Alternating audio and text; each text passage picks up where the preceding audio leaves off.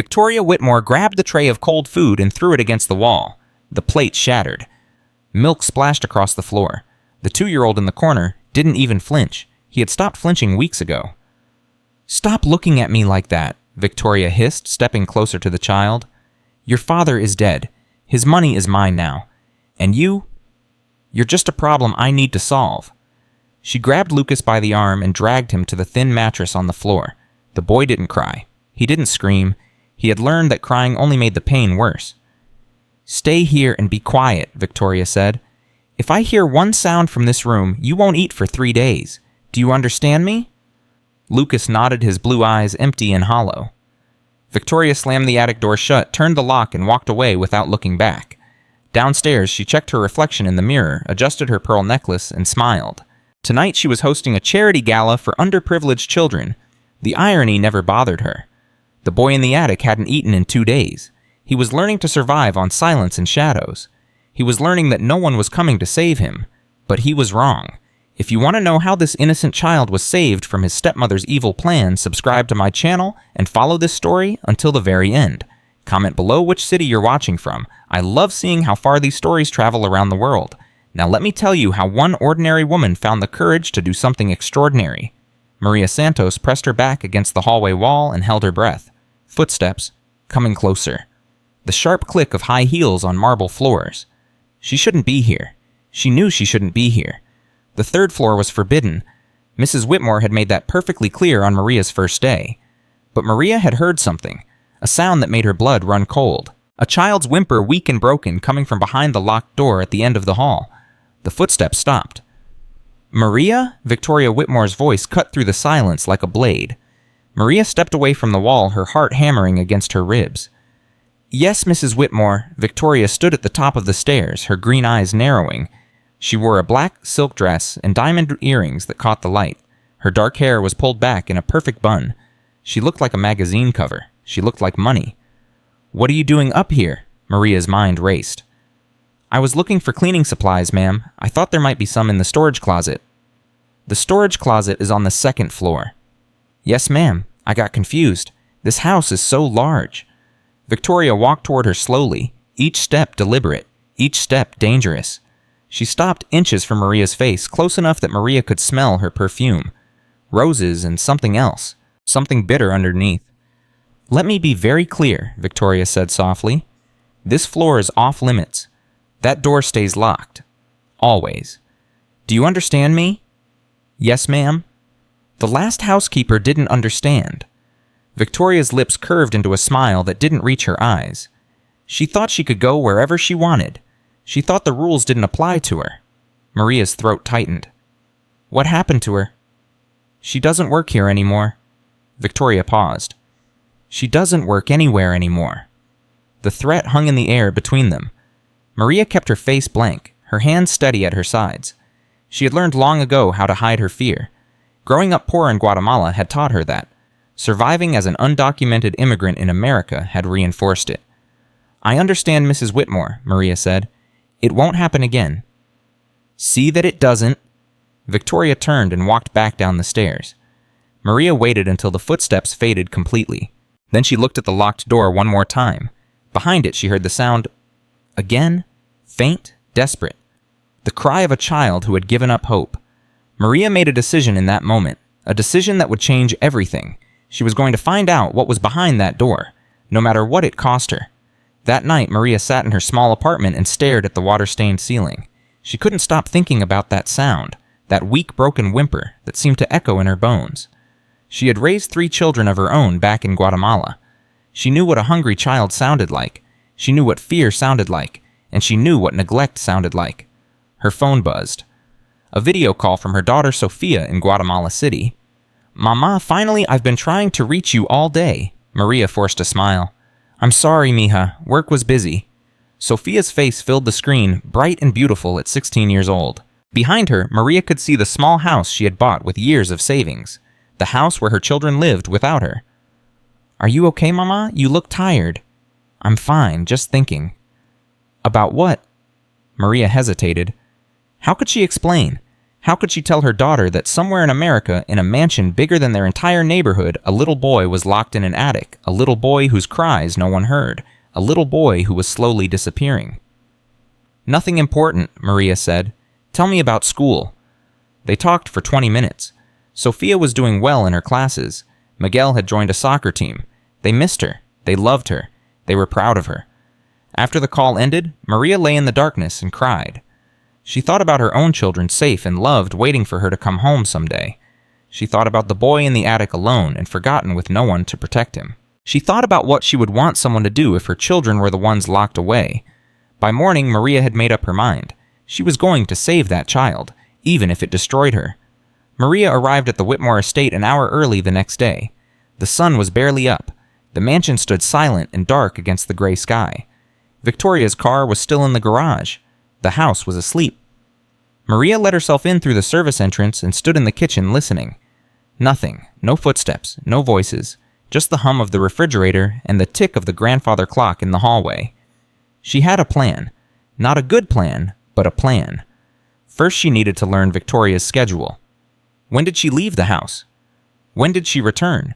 When was she distracted enough that Maria could move freely? Second, she needed to find the key. Victoria kept it on a chain around her neck, but there had to be a spare somewhere. Rich people always had spare keys. Third, she needed evidence.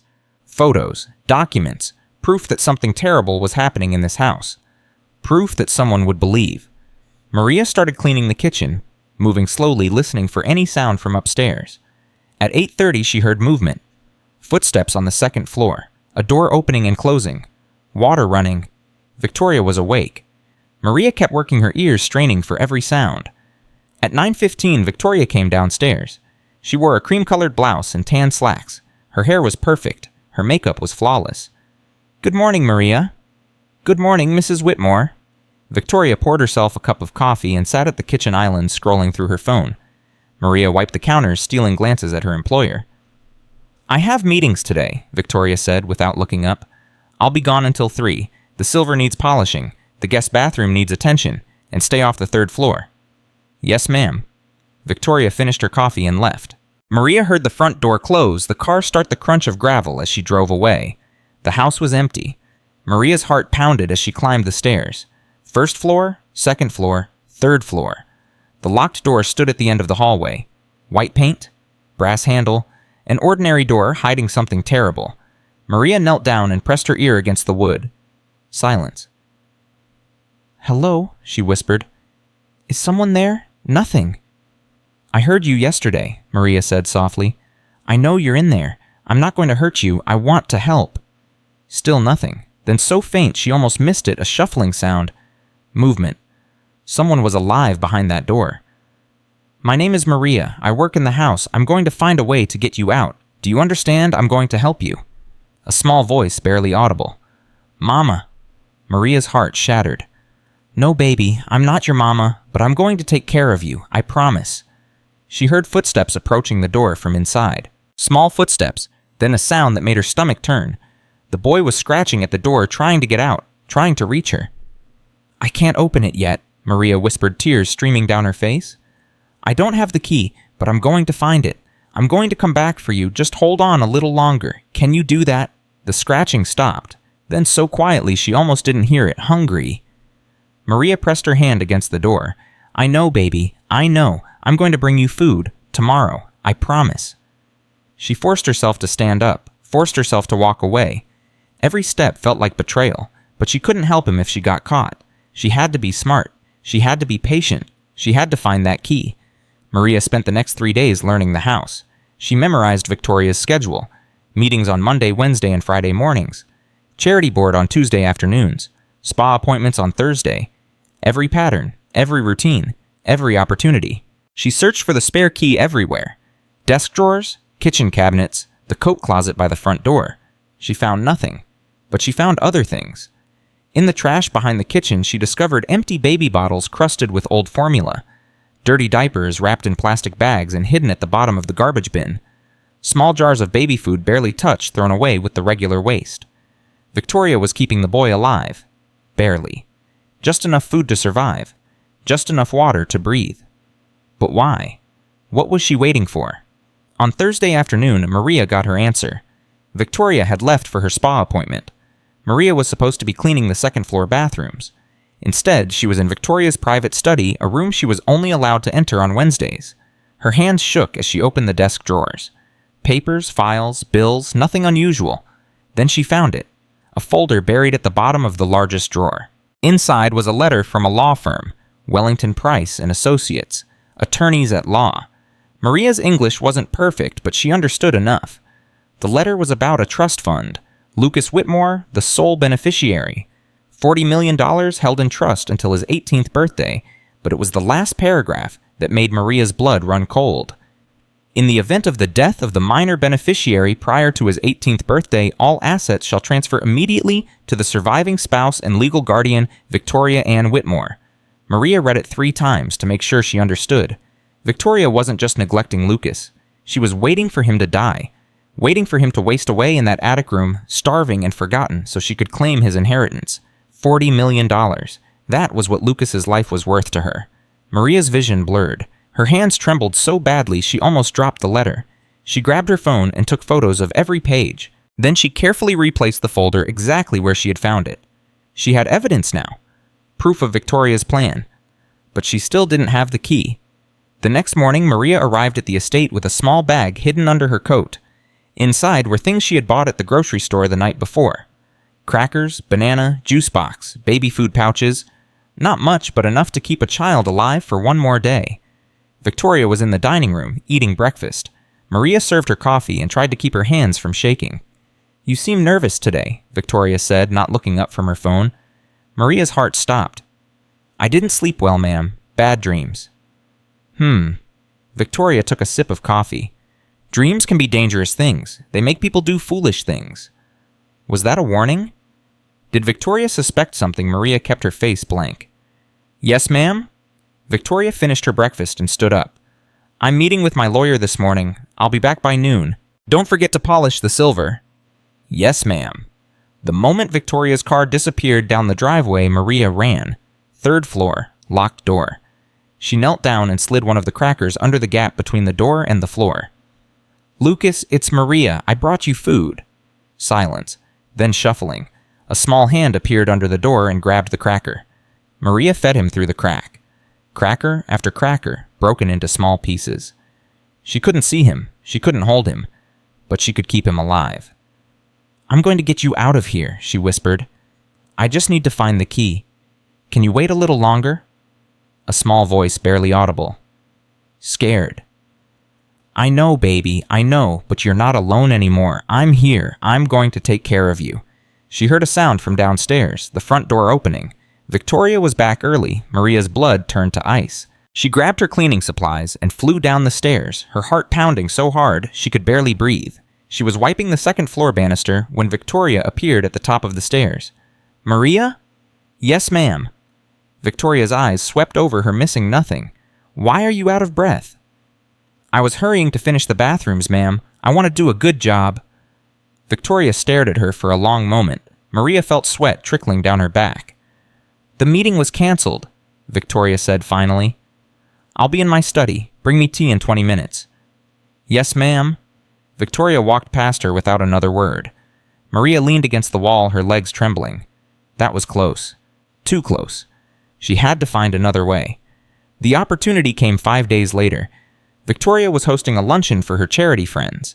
A dozen wealthy women in designer dresses drinking champagne and discussing their philanthropic efforts. The irony made Maria sick. She was serving appetizers when she noticed something. Victoria had left her purse on a chair in the corner of the room, and Maria could see something glinting inside. Keys. Her heart started racing. Victoria sometimes kept a spare key on her main key ring. Maria had seen it once months ago when the chain around Victoria's neck had broken. This was her chance. She watched Victoria, carefully waiting for the right moment. At 12:45, Victoria excused herself to use the restroom. Maria counted the seconds. 1, 2, 3. Victoria disappeared down the hallway. Maria set down her tray and walked casually toward the corner of the room. The other women were chatting and laughing, paying no attention to the help. They never paid attention to the help. Maria reached into the purse. Her fingers found the keyring. She pulled it out slowly, carefully, her eyes darting toward the hallway. 5 keys on the ring. One of them was small and brass. Her hands trembled while she worked the brass key off the ring. It came free with a soft click. "What are you doing?" Maria spun around. A woman was standing behind her, one of Victoria's friends. Tall, blonde, suspicious. "I was just moving the purse," Maria said quickly. "It was about to fall." The woman's eyes narrowed. "It looked like you were going through it." "No, ma'am, I would never." The woman stared at her for a long moment, then she shrugged. "Be more careful. Victoria doesn't like people touching her things." She walked away. Maria slipped the brass key into her apron pocket and returned the key ring to the purse. Her heart was beating so fast she thought she might faint, but she had done it. She had the key? That night, Maria sat in her car outside the Whitmore estate and waited. The house was dark. Victoria's bedroom window showed no light. The grandfather clock in the hallway had chimed midnight an hour ago. Maria got out of the car and walked through the shadows to the service entrance. The door was unlocked. She had left it that way on purpose. The house was silent as a tomb. Maria climbed the stairs in the darkness, feeling her way along the walls. Her heart pounded with every step. 3rd floor, locked door, brass key. She slid the key into the lock. Her hands were shaking so badly she could barely hold it steady. "Please, God, please let this work." She turned the key. The lock clicked open. Maria pushed the door. The smell hit her first. Urine, feces, rotting food, stale air that hadn't been changed in weeks. Maria gagged, covering her mouth with her hand. The room was tiny, no bigger than a closet. A single window covered with a dark curtain blocked all light. The floor was bare wood, cold and dirty. There was no furniture except a thin mattress in the corner, and on that mattress, curled into a ball so small it barely looked human, was a child. Lucas. Maria fell to her knees beside him. "Oh my God," she whispered. "Oh, sweet baby, what has she done to you?" He was skeleton thin. His blonde hair was matted with dirt and something dark that might have been dried blood. His skin was pale, almost gray. He wore pajamas that were 3 sizes too big, stained with food and waste. His arms were covered in bruises, some fresh, some fading to yellow, but it was his eyes that broke Maria completely.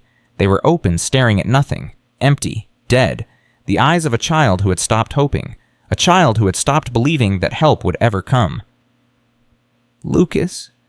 Maria touched his shoulder gently. "Lucas, can you hear me?" He flinched violently, scrambling away from her, pressing himself against the wall. His tiny body shook with terror. "No, no, no, Maria said quickly, holding up her hands. "I'm not going to hurt you. Maria, remember, I've been bringing you food. I'm here to help." Lucas stared at her.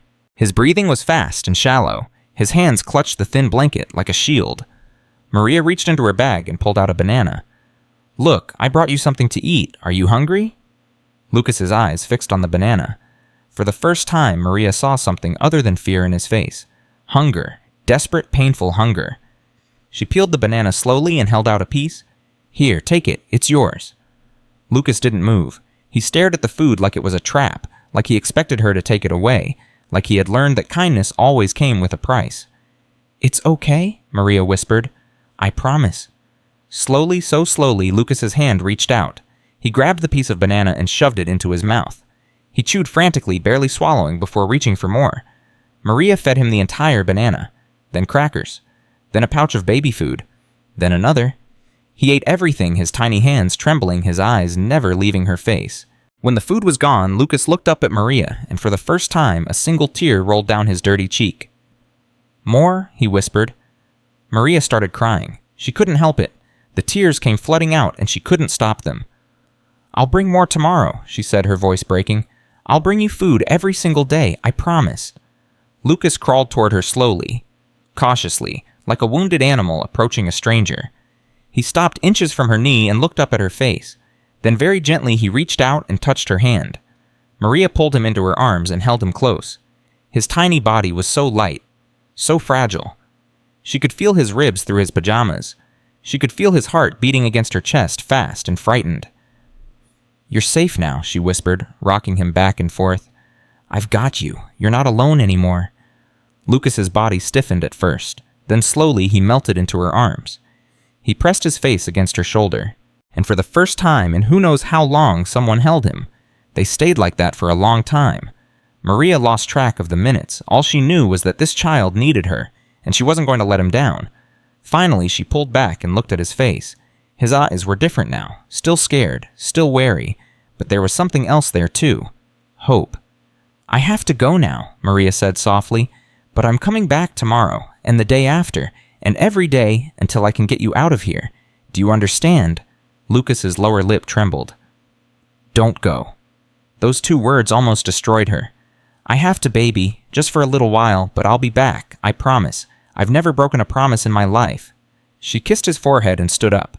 At the door, she turned back. Lucas was watching her, clutching the thin blanket, his blue eyes shining in the darkness. "Tomorrow," Maria said. She stepped out into the hallway and closed the door behind her. Her hands shook as she locked it. Tears streamed down her face. She had found him. He was alive, but barely. And she was running out of time. The days that followed became a dangerous routine. Every morning, Maria arrived early with food and supplies hidden in her coat. Every morning, she climbed to the 3rd floor while Victoria was distracted or away.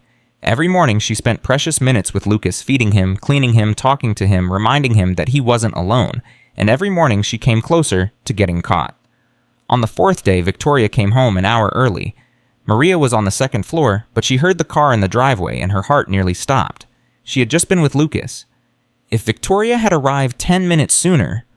On the 6th day, one of Victoria's friends stopped by unexpectedly.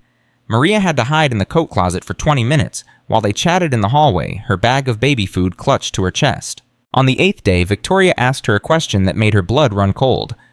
"Maria, have you noticed anything strange in the house lately?" They were in the kitchen. Victoria was drinking her morning coffee. Maria was washing dishes, her back to her employer. "Strange, ma'am. Things out of place. Doors that should be locked. That sort of thing." Maria's hands tightened on the dish she was holding. "No, ma'am. Nothing strange." Victoria was silent for a moment. Maria could feel those green eyes boring into her back. "The security system logged an entry through the service door at midnight last Tuesday," Victoria said casually. "I thought it might be a glitch, but now I'm not so sure." Maria's heart stopped beating. The dish slipped from her fingers and shattered on the floor. "I'm so sorry, ma'am." She dropped to her knees, picking up the pieces with trembling hands. "I don't know what happened. I'm usually so careful." Victoria stood up and walked toward her. Maria kept her eyes down, focused on the broken dish. "Look at me, Maria." Maria forced herself to look up. Victoria's face was unreadable. "You've been different lately," Victoria said softly. "Nervous, distracted. I wonder why that is." "I haven't been sleeping well, ma'am. Family troubles back home." Victoria studied her for a long moment. "Family can be such a burden, can't they? Always needing something, always wanting more than you can give." She turned and walked out of the kitchen. Maria stayed on her knees, surrounded by broken pieces, her whole body shaking. Victoria suspected something. Maybe she didn't know exactly what, but she knew something was wrong. Maria had to move faster. She had to find help, before Victoria figured out the truth. But who could she trust? Who would believe her? That night, Maria sat in her apartment and searched for answers. She had been gathering evidence for 2 weeks now. Photos of Lucas's bruises, photos of the filthy room, photos of the legal documents about the trust fund. She had dates and times written in a notebook. She had proof. But proof wasn't enough. She needed someone with power, someone who could fight Victoria and win. She thought about going to the police, but what would she say? That she had broken into a locked room? That she had been sneaking around her employer's house? They would ask for her identification. They would discover she was undocumented. They would arrest her, and Lucas would be left behind, alone, with the woman who wanted him dead. She thought about calling Child Protective Services, but Victoria was wealthy and connected. She had lawyers and friends in high places. She would claim Maria was lying. She would claim the housekeeper was trying to extort her. Who would believe an undocumented immigrant over a Newport socialite? Maria was trapped. She could see the cage closing around her, and she didn't know how to escape. Then she remembered something. 8 months ago, before she started working at the estate, she had helped cater Jonathan Whitmore's funeral.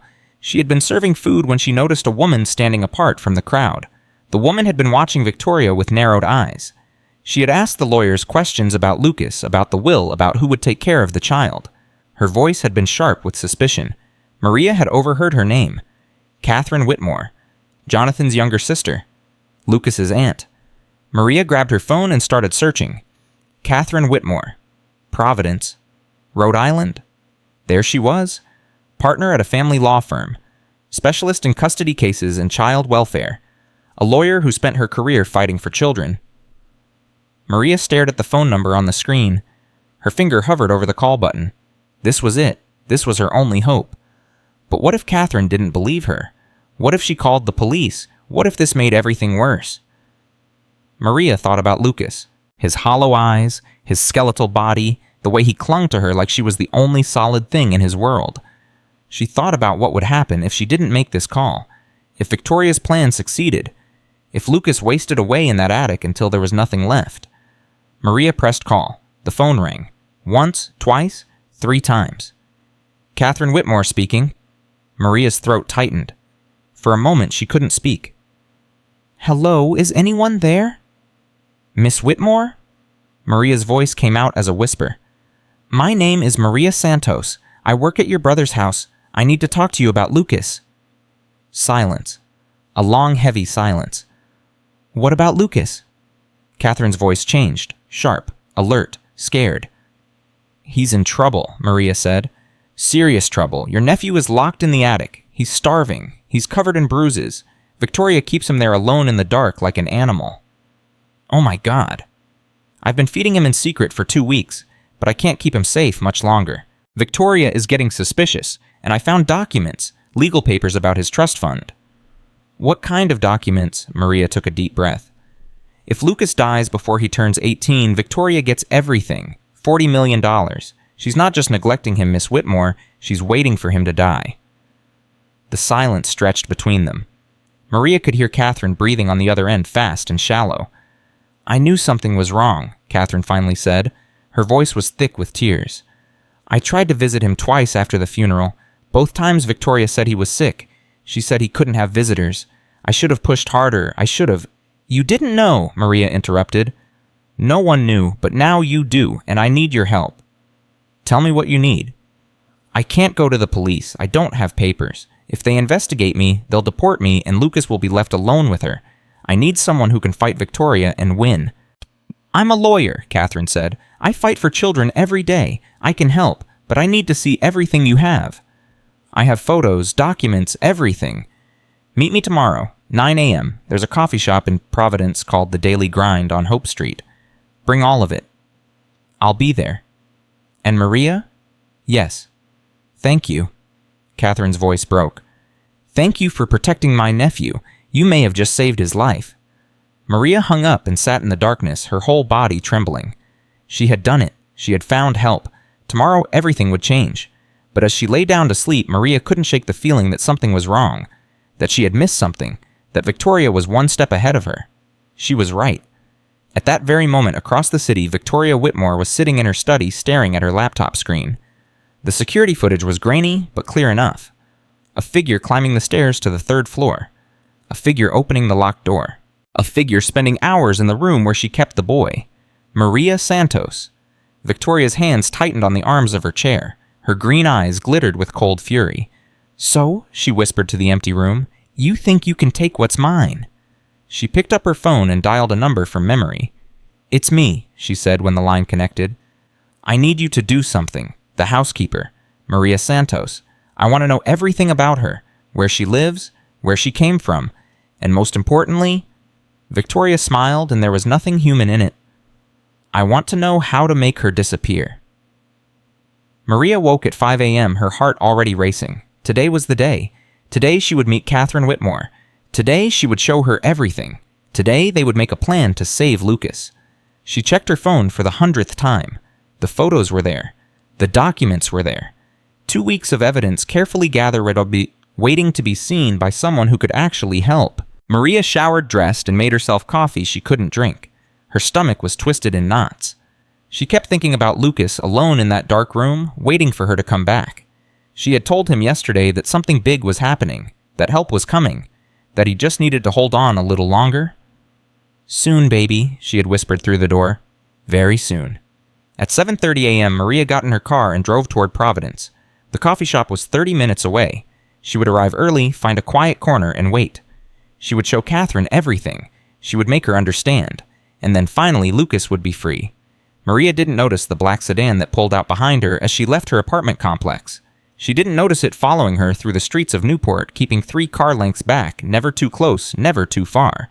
She didn't notice anything at all. At the Whitmore estate, Victoria was already awake. She stood in her study phone pressed to her ear, watching the security monitor that showed the empty 3rd-floor hallway. Her face was calm. Her voice was ice. She just left her apartment, the voice on the phone said, heading north toward Providence. Follow her. Don't let her see you. I want to know exactly where she goes and who she meets. And then, Victoria smiled, then we'll have a conversation, Maria and I, a final conversation. She hung up and walked to the window. The sun was rising over Newport, painting the sky in shades of gold and pink. It was going to be a beautiful day. Victoria intended to make sure it was Maria Santos's last. Maria arrived at the Daily Grind at 8:45 a.m. The coffee shop was small and warm, filled with the smell of fresh coffee and the sound of quiet conversations. Maria chose a table in the back corner away from the windows and sat down facing the door.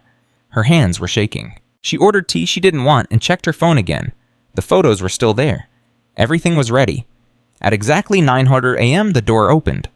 Catherine Whitmore walked in like a woman on a mission. She was in her mid-30s, with dark hair pulled back in a neat ponytail and sharp eyes that scanned the room like a lawyer looking for evidence. She wore a gray business suit and carried a leather briefcase. When she spotted Maria, she walked straight over without hesitation. Maria Santos, Maria stood up quickly, nearly knocking over her tea. Yes, thank you for coming, Miss Whitmore. Call me Catherine. She sat down across from Maria, her face serious. Show me what you have. Maria pulled out her phone with trembling fingers. She opened the photo album and placed the phone on the table between them. I took these over the past 2 weeks, Maria said. Every time I visited him, every bruise, every sign of what she's doing to him. Catherine picked up the phone and started scrolling. Her face changed with each photo. The professional mask cracked. Her jaw tightened, her eyes filled with tears that she blinked back quickly. This is the room, Maria said, pointing. It's on the 3rd floor, no bigger than a closet. She keeps him locked in there all day and night. There's nothing but a mattress on the floor. No toys, no books, no light. Catherine's hand was shaking now. How long has this been going on? I don't know exactly. Months, I think. Maybe since his father died, but I only found out 3 weeks ago. 3 weeks, Catherine's voice cracked. He's been suffering for 3 weeks and I didn't know. You couldn't have known. No one knew. Victoria is very careful. Catherine scrolled to the next photo and stopped breathing. It was Lucas's face. Hollow cheeks, empty eyes, the face of a child who had given up on the world. Oh, Ethan, Catherine whispered. Oh, my sweet nephew. What has she done to you? Maria reached across the table and touched Catherine's hand. There's more. I found documents in Victoria's study. She showed Catherine the photos of the legal letters. The trust fund, the $40 million, the clause about what happened if Lucas died before his 18th birthday. Catherine read every word. When she looked up, her face had transformed. The tears were gone. In their place was something harder, something dangerous. She's planning to kill him, Catherine said quietly. She's going to starve him to death and claim it was natural causes. Yes. And inherit everything. Yes. Catherine closed her eyes and pressed her fingers to her temples. When she opened them again, there was steel in her gaze. This ends today, she said. I'm going to get my nephew out of that house, and I'm going to make sure Victoria pays for every single thing she's done. How? Maria asked. She's rich. She has lawyers. Everyone believes her. I'm a lawyer too, and I have something she doesn't. Catherine leaned forward. I have the truth. I have your evidence, and I have connections at Child Protective Services who owe me favors. She pulled out her phone. I'm calling them right now. Then I'm calling the police. We're going to that house today, and we're going to take Lucas away from her. Maria's heart leaped. Today, right now. Right now. Catherine was already dialing. Victoria thinks she's untouchable. She's about to find out how wrong she is. Outside the coffee shop, a man in a black sedan watched through the window. He saw Maria showing her phone to another woman. He saw them talking urgently, leaning close. He saw the other woman making phone calls, her face hard with determination. He picked up his own phone and dialed. She's meeting with someone, he said. A woman in a business suit. Looks like a lawyer. Victoria's voice came through the line, sharp and cold. Can you hear what they're saying? No, but they're looking at photos on a phone. The maid is showing her something. Silence. Then, follow them when they leave. Both of them. I want to know where they go. And if they go to the police? Then we moved to Plan B. The man hung up and kept watching. Inside the coffee shop, Maria Santos had no idea that her time was running out. Catherine made 3 phone calls in rapid succession. The first was to a contact at Child Protective Services. I need an emergency intervention. Child abuse case. Life-threatening neglect. Yes, I have evidence. Photos, documents, eyewitness testimony. The child is in immediate danger. The second was to the Newport Police Department. I need to report child endangerment. Possible attempted murder. The suspect is Victoria Whitmore. Yes, that Victoria Whitmore. No, this is not a joke. I have evidence and I'm bringing it to you within the hour. The third was to her law firm. Cancel all my appointments today. I have a family emergency. No, I don't know when I'll be back. Just clear my schedule. She hung up and looked at Maria. CPS is sending a team to the Whitmore estate. The police are meeting us there. We need to go, now. Maria stood up so fast she knocked her chair over. What about Victoria if she sees us coming? She won't have time to do anything. By the time she realizes what's happening, we'll already be inside. They rushed out of the coffee shop and got into Catherine's car. Maria's heart was pounding so hard she could barely breathe. This was it. After 3 weeks of fear and secrets, Lucas was finally going to be free. How far is the estate from here? Catherine asked, pulling out of the parking lot. 30 minutes, maybe less if we hurry. Then we hurry. Catherine pressed the accelerator. The car shot forward. Behind them, unseen, a black sedan pulled out and followed. At 9:47 a.m., Victoria's phone rang. She looked at the caller ID and answered immediately. Talk to me. They're heading to Newport, both of them, driving fast. Victoria's grip tightened on the phone. How fast? Like they're in a hurry, like they're coming for something. Victoria walked to the window and looked out at the driveway. Empty, quiet, but not for long. How far away are they? 20 minutes, maybe less. 20 minutes. That was all the time she had. 20 minutes to erase every trace of what she had done. 20 minutes to make the evidence disappear. Victoria hung up and moved fast. She grabbed the key from around her neck and ran up the stairs. First floor, second floor, third floor. She unlocked the attic door and threw it open. Lucas was huddled in the corner, clutching a small stuffed elephant that Victoria had never seen before. His eyes went wide with terror when he saw her. Get up, Victoria commanded. We're leaving. Lucas didn't move. He pressed himself against the wall, shaking his head. Victoria crossed the room in 2 steps and grabbed his arm. I said get up. She yanked him to his feet. Lucas cried out in pain, tears streaming down his face. Please, he whimpered. Please, I'll be good. I'll be quiet. Shut up. Victoria dragged him toward the door. You're coming with me, and if you make one sound, I swear to God. She stopped, listened. Sirens. Distant, but getting closer. Victoria's blood ran cold. They were already here. The police were already coming. She was out of time. She looked at Lucas, at his thin, bruised body, at his terrified eyes, at the evidence of her crimes written all over his skin. She couldn't take him with her. He would only slow her down. And if she was caught with him... Victoria made a decision. She shoved Lucas back into the corner. He fell hard, crying out as he hit the floor. Stay here, she hissed. Don't move. Don't make a sound. She ran out of the room, slamming the door behind her, but this time she didn't lock it. It didn't matter anymore. Nothing mattered except getting out of this house before the police arrived. Victoria ran down the stairs, grabbed her purse, and headed for the garage. She had a car waiting, a bag packed. Money in offshore accounts that no one knew about. She could disappear, start over. Victoria Whitmore could vanish and someone else could take her place. All she had to do was get out before Victoria Whitmore... She froze. 2 police officers were standing in her driveway, blocking the garage door. Ma'am, we need you to come with us. We have a warrant to search the premises. Victoria's mind raced. I don't know what you're talking about. This is private property. You have no right. We have a court order, ma'am, based on evidence of child abuse and endangerment. The officer's voice was hard. Where is Lucas Whitmore? Victoria's face went white. I want my lawyer. You can call your lawyer from the station. Right now, we need to know where the child is. Behind the officers, 2 more cars pulled up.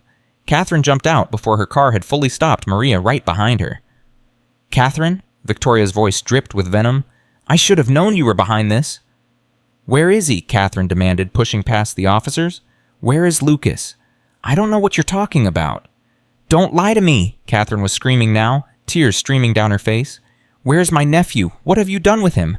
A CPS worker stepped forward. We need to search the house immediately. If there's a child in danger... 3rd floor, Maria said, her voice cutting through the chaos. There's a locked room on the 3rd floor. That's where she keeps him. Everyone turned to look at Maria. Victoria's eyes narrowed with pure hatred. She's lying, Victoria said. She's just a disgruntled employee trying to... I have photos. Maria held up her phone. I have evidence. I've been feeding him for 3 weeks because she was starving him to death. The officers didn't wait for more. They pushed past Victoria and ran into the house. Catherine followed. Maria followed. Everyone followed. Victoria stood alone in her driveway, watching her perfect life crumble around her. She could run. The garage was right there. Her car was waiting. But where would she go? They had her name. They had evidence. They would find her eventually. Victoria Whitmore was trapped, and for the first time in her life she had no idea what to do. Maria ran up the stairs, her heart pounding in her ears. She could hear the officers ahead of her, their boots thundering on the hardwood floors. She could hear Catherine calling Lucas's name, her voice cracking with desperation. 3rd floor, down the hallway, the door at the end. It was open. Maria's blood ran cold. The door was never open. Victoria always kept it locked. She pushed past the officers and burst into the room. Lucas! He was there, huddled in the corner, clutching his stuffed elephant, alive. Maria fell to her knees beside him and pulled him into her arms. I'm here, baby. I'm here. You're safe now. It's over. Lucas was shaking so hard his teeth were chattering. Bad lady, he whispered. Bad lady's scared. I know, baby. I know, but she can't hurt you anymore. Catherine appeared in the doorway. When she saw Lucas, a sound escaped her throat that wasn't quite human. Something between a sob and a scream. She dropped to her knees beside Maria and reached for her nephew. Lucas, oh God, Lucas, I'm your Aunt Catherine. I'm here to take you home. Lucas looked at her with wide, frightened eyes. Then he looked at Maria. It's okay, Maria said softly. She's family. She's going to help us. Slowly, carefully, Lucas reached out and touched Catherine's hand. Catherine burst into tears. She wrapped her arms around both of them, Lucas and Maria, and held on like she would never let go. I've got you, she whispered. Both of you. I've got you. The paramedics arrived at 10:23 a.m. They carried Lucas out of the attic on a stretcher wrapped in warm blankets, an IV already in his arm. He wouldn't let go of Maria's hand. Every time she tried to step back, he cried out and reached for her. I'll stay with him, Maria told the paramedics. I'm not leaving him. Are you family? Maria looked at Catherine. Catherine nodded. She's family, Catherine said firmly. She goes with him. Maria climbed into the ambulance and sat beside Lucas, holding his hand. As the doors closed, she looked back at the Whitmore estate. Victoria was being led to a police car in handcuffs. Her perfect hair was disheveled, her designer clothes were wrinkled, her face was twisted with rage. Their eyes met.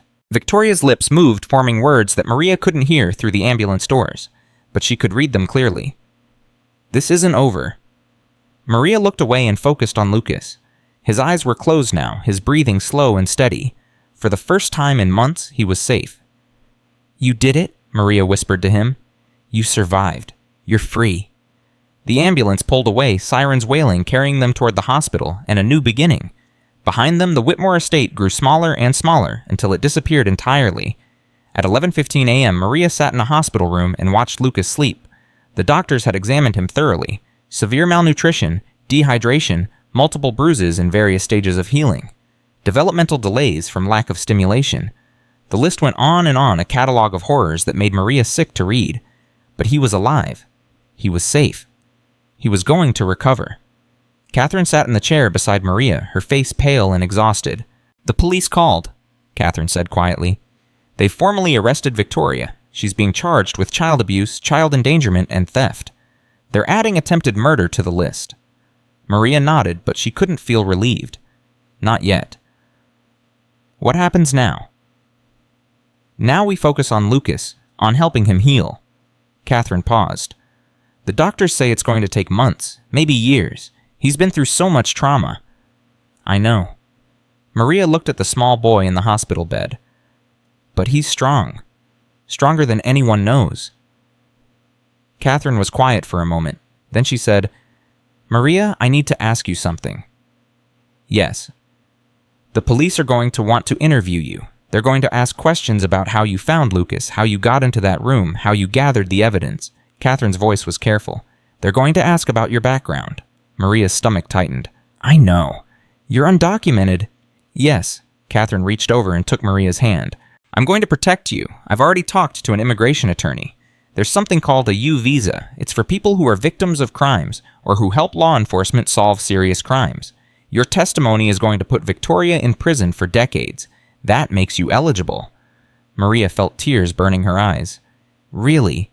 Really? It's not going to be easy and it's not going to be fast, but I'm going to fight for you the same way you fought for Lucas. Catherine squeezed her hand. You saved my nephew's life. The least I can do is help you stay in the country.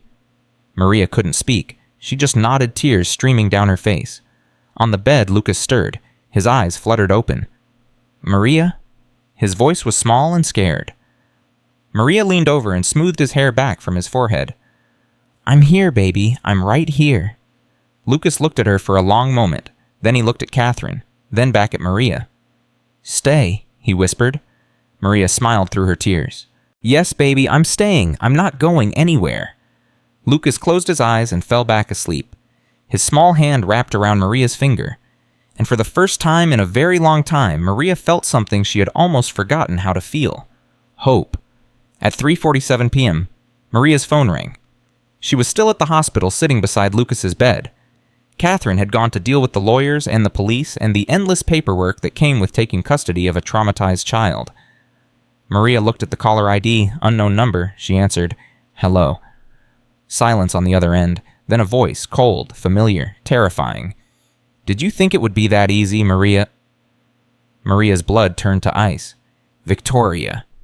You took everything from me. My house, my money, my future. Victoria's voice was eerily calm. Do you know what I do to people who take things from me? You're in jail. You can't hurt anyone anymore. Victoria laughed. It was a sound that made Maria's skin crawl. I'm out on bail, $50,000, less than I spend on jewelry in a month. Maria stood up, her heart pounding. The police?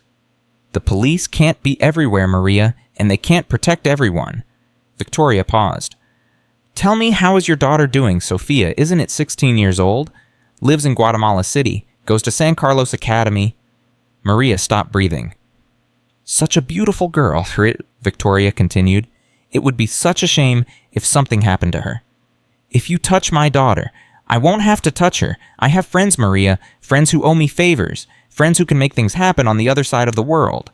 Victoria's voice hardened. Here's what's going to happen. You're going to recant your testimony. You're going to tell the police you made everything up. You're going to disappear, and you're never going to speak about me or Lucas again. I won't do it. Then Sophia dies. It's that simple. Maria's legs gave out. She sank into the chair, her whole body shaking. You have 24 hours, Victoria said. Think about it carefully, Maria. Think about what you're willing to sacrifice. The line went dead. Maria sat in the silence, staring at her phone, her mind racing. Victoria was out. Victoria was free. Victoria was coming for her family, and Maria had no idea how to stop her. At 4:15 p.m., Maria made a decision. She called Catherine and told her everything. The phone call, the threats, Sophia. Catherine listened without interrupting. When Maria finished, there was a long silence. She's trying to intimidate you, Catherine said finally. It's what people like her do when they're cornered. She knows where my daughter lives.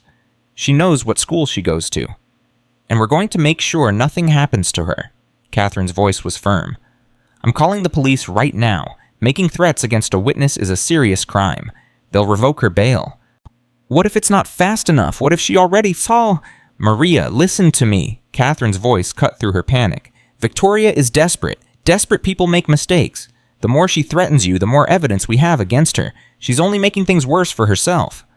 Maria wanted to believe her, but all she could think about was Sophia's face. Her beautiful daughter thousands of miles away with no idea that danger was coming for her. I need to warn her, Maria said. I need to call my family. Do it. Tell them to be careful. But Maria, yes. Don't let Victoria win. Don't let her silence you. That's exactly what she wants. Maria hung up and immediately dialed Sophia's number. The phone rang. Once, twice, 3 times. Mama, 2 calls in 1 week. I'm honored. Maria burst into tears at the sound of her daughter's voice. Sophia, thank God. Are you okay? Are you safe? Mama, what's wrong? Why are you crying? Maria couldn't explain everything. Not over the phone. Not like this. But she could warn her. Listen to me carefully, Maria said. I need you to be very careful for the next few days. Don't go anywhere alone. Don't talk to strangers. If anyone asks about me, don't tell them anything. Mama, you're scaring me. What's going on? I'll explain everything later. Just promise me you'll be careful. I promise. But I love you, Sophia. I love you so much. Tell Miguel I love him too. I love you too, Mama. Please tell me what's happening. Maria looked at Lucas sleeping peacefully in his hospital bed. She thought about everything she had risked to save him. Everything she had sacrificed. I did something brave, Maria said quietly. Something dangerous. And now someone is angry at me. Who? A very bad person? But I'm not going to let her win, Sophia. No matter what she threatens, I'm not going to let her win. Sophia was quiet for a moment. Then she said, You never let anyone win, Mama. That's why we're all so proud of you. Maria smiled through her tears. Be safe, mija. I'll call you soon. She hung up and sat in the silence, her heart still racing. Victoria wanted her to run. Victoria wanted her to hide. Victoria wanted her to disappear and never speak the truth. But Maria Santos hadn't survived 15 years as an undocumented immigrant by running away from her problems. She had survived by facing them head on, and that was exactly what she was going to do. At 6:30 p.m., the police arrived at the hospital. They had come to take Maria's formal statement. 2 detectives, a man and a woman with badges and notebooks and serious faces.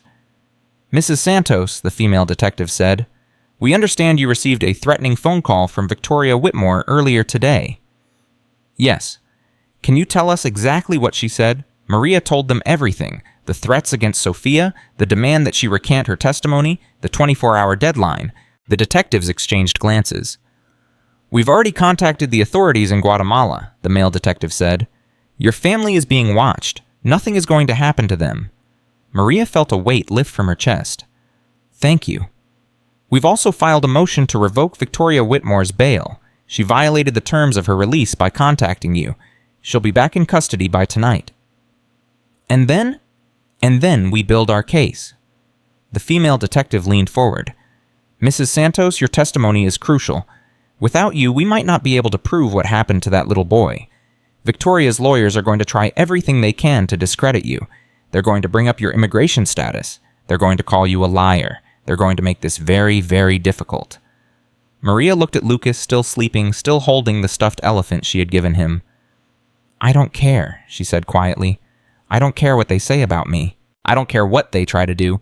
That woman locked a child in an attic and left him to die, and I'm going to make sure the whole world knows it. The detectives nodded. The female detective almost smiled. That's exactly what we needed to hear, she said. Now let's go over your statement one more time. At 9:15 p.m., Catherine burst into the hospital room. They got her, she said breathlessly. Victoria. The police picked her up an hour ago. She was trying to board a private plane to the Cayman Islands. Maria stood up so fast she almost knocked over her chair. She was trying to run with $10 million in cash and a fake passport. Catherine laughed, but there was no humor in it. She was going to disappear and start over, but they caught her. She's back in jail, and this time she's not getting out. Maria's legs gave out. She sank back into the chair, her whole body trembling. It was over. It was finally over. What happens now? She asked. Now she faces justice. Catherine sat down beside her.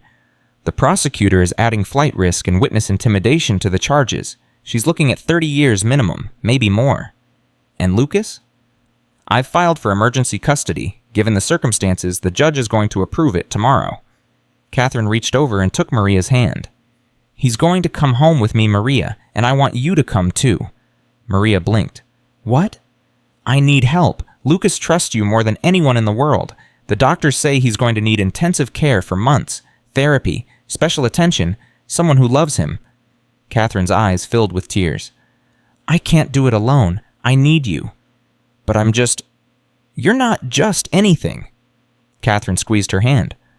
You're the woman who saved his life.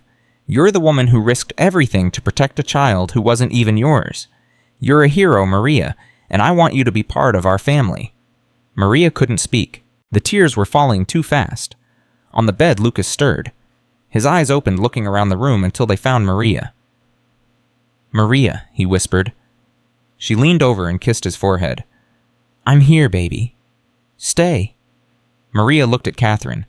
Catherine nodded, smiling through her own tears. "Yes," Maria said. "I'm staying. Forever." Lucas smiled. It was small and fragile, but it was real, and in that moment Maria knew that everything she had suffered, everything she had risked, everything she had lost, it had all been worth it, because this little boy was alive, this little boy was safe, this little boy was loved, and that was all that mattered. 3 weeks had passed since Lucas left the hospital. Catherine's apartment in Providence had been transformed. The spare bedroom was now Lucas's room, painted soft blue with stars on the ceiling. There were toys everywhere. Books, stuffed animals, everything a little boy could want. But Lucas still woke up screaming every night. At 3:17 a.m. on a Tuesday, Maria heard him crying through the wall. She threw off her blankets and ran to his room before Catherine could even get out of bed. "I'm here, baby," Maria whispered, pulling him into her arms. "I'm here. You're safe." Lucas clung to her, his small body shaking with sobs. "Dark room, bad lady, don't want to go back." "You're never going back. Never. I promise." She held him and rocked him and sang the same Spanish lullaby she had sung to her own children years ago. Slowly his breathing calmed. His grip loosened. His eyes fluttered closed. Maria laid him back on the bed and pulled the blankets up to his chin. She stayed beside him, watching him sleep until the sun came up. Catherine found her there at 6:30 a.m., still sitting in the chair by Lucas's bed. "You didn't sleep at all, did you?" Catherine asked quietly. "I couldn't leave him." Catherine sat down on the edge of the bed and looked at her nephew. "The therapist says the nightmares might last for months, maybe longer." "I know. She says he needs stability, routine, people he can count on." Maria nodded. "He has that now." "He has you." Catherine reached over and touched Maria's hand. "I don't know what we would do without you." Maria didn't answer. She just kept watching Lucas sleep, his small chest rising and falling, his face peaceful for the first time in hours. She would sit here every night if she had to. She would fight off every nightmare. She would be whatever this little boy needed her to be, because that was what mothers did, even when the children weren't their own. At 9:00 a.m., the phone call came. Catherine was in the kitchen making breakfast when her cell phone rang. She looked at the caller ID and her face went pale. "It's the prosecutor," she said to Maria. "Victoria's trial starts in 2 weeks." She answered the phone and listened for several minutes, her expression growing darker with every word. When she hung up, she sat down heavily at the kitchen table. "What is it?" Maria asked. What's wrong?" "Victoria's lawyers have filed a motion. They're trying to have all your testimony thrown out." Maria's stomach dropped. "On what grounds?" "Your immigration status. They're arguing that you're an unreliable witness, that you have motive to lie because you're trying to stay in the country."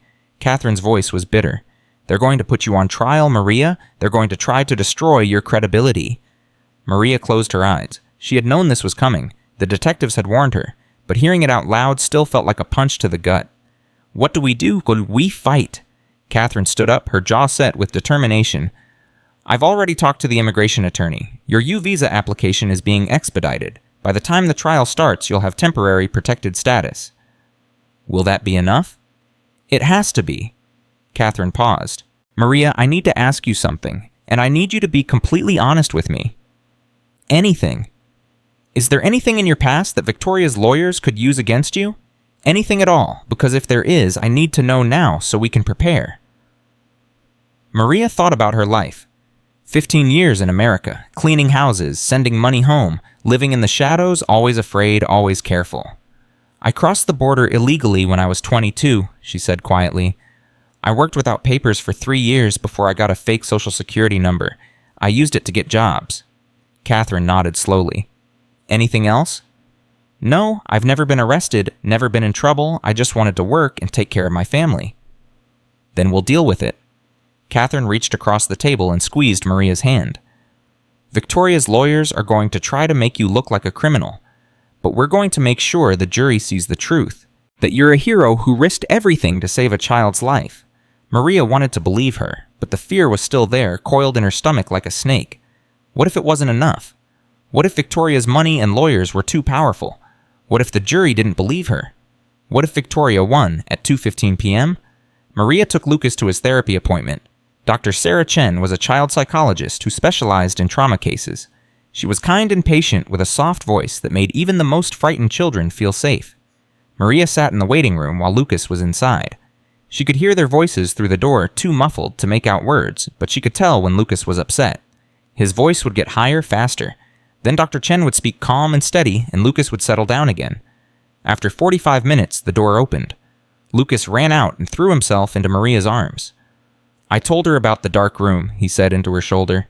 "I told her about being hungry. I told her about you." "That's so brave, baby. I'm so proud of you." Dr. Chen appeared in the doorway. "Mrs. Santos, can I speak with you for a moment?" Maria looked at Lucas. "Can you sit here and look at the fish tank? I'll be right back." Lucas nodded and climbed onto the waiting room couch, his eyes fixed on the colorful fish swimming in circles. Maria followed Dr. Chen into her office and closed the door. "How is he?" Maria asked immediately. "Is he getting better?" "He's making progress," Dr. Chen said carefully. "But I need to prepare you for something. The prosecutor called me this morning. They want Lucas to testify at Victoria's trial." Maria's heart stopped. "What?" "They think his testimony could be crucial. A child victim speaking in his own words about what happened to him. It would be incredibly powerful. He's 3 years old. He can barely talk about it without having nightmares." "I know. And I told the prosecutor exactly that. But they're insisting. They say without Lucas's testimony, there's a chance Victoria could claim the abuse never happened, that you fabricated the evidence." Maria felt her hands starting to shake. "She locked him in an attic for months. She starved him. She left him in his own filth. How can anyone claim that never happened? Victoria's lawyers are very good at what they do. They're going to argue that Lucas's condition was due to a medical issue, not neglect. They're going to claim Victoria was a devoted stepmother who was unfairly accused by a disgruntled employee. That's insane. I know, but juries can be unpredictable, and Victoria is very convincing." Dr. Chen paused. "I'm going to recommend against having Lucas testify. I don't think he's ready, but ultimately it's Catherine's decision as his guardian." Maria nodded, her mind racing. "I'll talk to her." "There's one more thing." Dr. Chen's voice softened. "Lucas talks about you constantly. You're the center of his world right now. He trusts you more than anyone, even more than Catherine. That's a tremendous responsibility." "I know. Make sure you're taking care of yourself, too. You can't pour from an empty cup." Maria almost laughed. Taking care of herself. She hadn't thought about herself in weeks.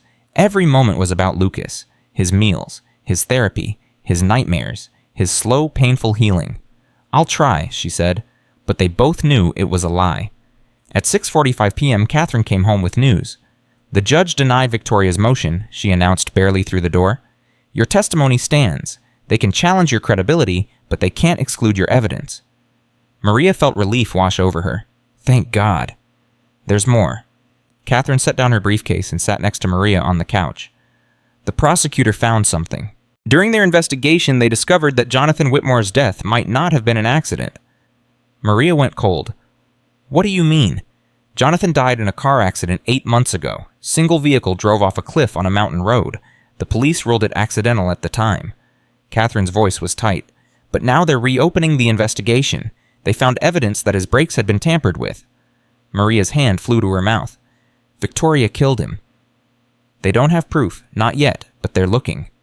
Catherine's eyes were hard. If they can prove she murdered Jonathan, she's not just going to prison for child abuse. She's going away for life. Maria thought about Victoria, her cold eyes, her cruel smile, the way she had talked about Lucas like he was nothing but an obstacle to her fortune. Of course she had killed Jonathan. Of course she had. A woman who could starve a child to death wouldn't hesitate to murder his father.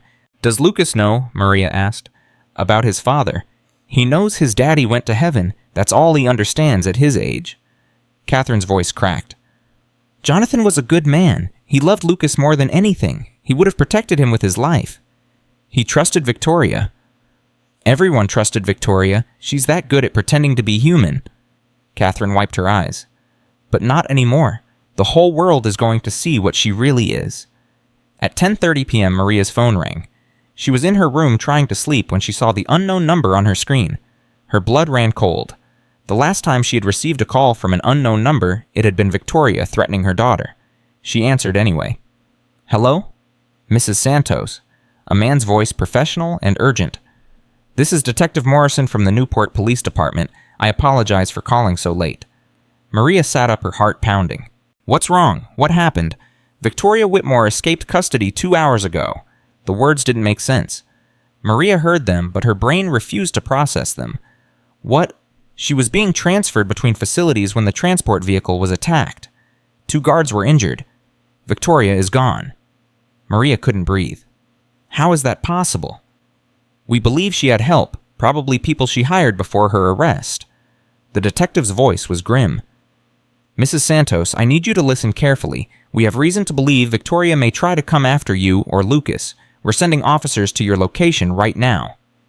Lucas. Maria was already running. She burst out of her room and flew down the hallway to Lucas's door. She threw it open. He was there, sleeping peacefully, clutching his stuffed elephant. Safe. Maria's legs gave out. She sank to the floor beside his bed, her whole body shaking. Mrs. Santos. The detective's voice came through the phone, still pressed to her ear. Mrs. Santos, are you there? I'm here. Lucas is here. He's okay. Stay where you are. Don't open the door for anyone except the police. They'll identify themselves when they arrive. Maria hung up and stared at Lucas. Her sweet boy, her brave little survivor. Victoria was out there somewhere. Free. Dangerous. Coming for them. And this time, Maria didn't know if she could protect him. Catherine appeared in the doorway, her face white with fear. I heard you running. What's happening? Victoria escaped. Catherine grabbed the doorframe like she might fall. Oh my God. The police are coming. They're going to protect us. Protect us? Catherine's voice rose. She has millions of dollars and connections everywhere. How are the police supposed to protect us from someone like that? Maria didn't have an answer. She just looked at Lucas, still sleeping, still innocent, still unaware that the monster from his nightmares was coming back. We have to hide, Maria said suddenly. We have to take Lucas and go somewhere she can't find us. Where she knows everything about us, our addresses, our families, our routines. We can't just disappear. Then we fight. Maria stood up, her fear transforming into something harder, something fiercer. We've beaten her before. We can beat her again. Catherine stared at her. How? I don't know yet, but I'm not running. I'm not hiding, and I'm not letting her anywhere near this child. Maria's voice was steel. She wants a war. She's got one. At 11:15 p.m., 4 police officers arrived at Catherine's apartment. They set up a perimeter, checked the locks, examined every window and door. One of them stayed inside the apartment while the others patrolled outside. Maria couldn't sleep. She sat in Lucas's room watching him breathe, listening for any sound that didn't belong. At 2:00 a.m., her phone buzzed with a text message. Unknown number. Maria's hand trembled as she opened it. Did you think a few police officers could stop me? I'm coming for what's mine, and when I'm finished, no one will ever find the pieces. Maria stared at the message, her blood turning to ice. Victoria wasn't just free. She was watching them. She knew exactly where they were. Maria showed the message to the officer in the apartment. He immediately called for backup. We need to move you to a safe house, he said. Tonight, right now. What about Lucas? Maria asked. If we wake him up and drag him out in the middle of the night, it'll traumatize him even more. Mrs. Santos, with all due respect, a little trauma is better than being dead. He was right. Maria knew he was right. But looking at Lucas finally sleeping peacefully after weeks of nightmares, she couldn't bear to wake him. Catherine made the decision. We go, now. Pack only what we need. In 15 minutes, they were in an unmarked police van driving through the dark streets of Providence. Lucas was wrapped in a blanket in Maria's arms, still half asleep, confused, but too tired to cry. Where are we going? Catherine asked the driver. Safe house in Massachusetts, remote location. No one knows about it except the department. And you're sure we'll be safe there? The driver didn't answer. That was answer enough. At 4:30 a.m., they arrived at the safe house. It was a small cabin in the woods, miles from the nearest town. No neighbors, no traffic, just trees and silence and the distant sound of a river. Lucas woke up as they carried him inside. He looked around with wide, frightened eyes. Where are we? I don't like it here. It's just for a little while, Maria said, trying to keep her voice calm. Like a camping adventure. I don't want adventure. I want to go home. I know, baby. Soon. I promise. But Maria didn't know if that was true. She didn't know if they would ever feel safe again. The police officers secured the cabin and set up surveillance equipment. 2 of them would stay with them around the clock. The others would patrol the surrounding woods. You should try to get some sleep, one of the officers said to Maria. You look exhausted. I can't sleep, not while she's out there. We're going to catch her. It's only a matter of time. Time is exactly what we don't have. At 8:00 a.m., the news broke. Catherine turned on the TV in the cabin's small living room, and Victoria's face filled the screen. Manhunt continues for escaped prisoner Victoria Whitmore, the newscaster said. The former Newport socialite accused of severe child abuse and the possible murder of her husband, Jonathan Whitmore, escaped custody 2 days ago and remains at large. Police are warning the public not to approach her as she is considered armed and dangerous. Lucas walked into the room, just as Victoria's picture appeared on screen. He stopped. His whole body went rigid. His face turned white. "Bad lady," he whispered. "Bad lady on TV." Maria grabbed the remote and turned off the television. She pulled Lucas into her arms. "It's okay. She can't hurt you. She's far away." But Lucas was shaking, his eyes squeezed shut, his small hands covering his ears. "Don't want to see her. Don't want her to come back. Please, Maria. Please don't let her take me." Maria held him tighter, her own tears falling. I won't ever let her take you. I'll protect you with my life." "Promise?" "I promise. Cross my heart." She meant it, every word. If Victoria came through that door, Maria would fight her with her bare hands. She would die before she let that woman touch Lucas again. At 11:45 a.m., everything changed. Catherine was on the phone with the prosecutor discussing what the escape meant for the trial. Maria was playing with Lucas on the floor, trying to distract him with building blocks. One of the police officers stepped inside, his face tense. "We just got word," he said. "Victoria Whitmore was spotted 30 miles from here. She's heading in this direction." Maria's blood ran cold. "How does she know where we are?" "We don't know, but we're calling in reinforcements. You need to be prepared to move again." Lucas looked up from his blocks. He could tell something was wrong. His lower lip started trembling. "What's happening?" he asked. "Why is everyone scared?" Maria forced herself to smile. "Nothing's happening, baby. The grown-ups are just playing a game." "A game?" "Yes, like hide and seek. We're very good at hiding." Lucas didn't look convinced, but he went back to his blocks. Maria caught Catherine's eye across the room. The same thought passed between them. This couldn't go on. They couldn't spend the rest of their lives running and hiding. Something had to change. At 2:30 p.m., Maria made a decision. She found Catherine in the kitchen, staring out the window at the trees. "I'm going to end this," Maria said quietly. Catherine turned around. "What do you mean? Victoria isn't going to stop. She has money connections, people who will help her. She'll keep hunting us forever." Maria's voice was steady. "Unless someone stops her first."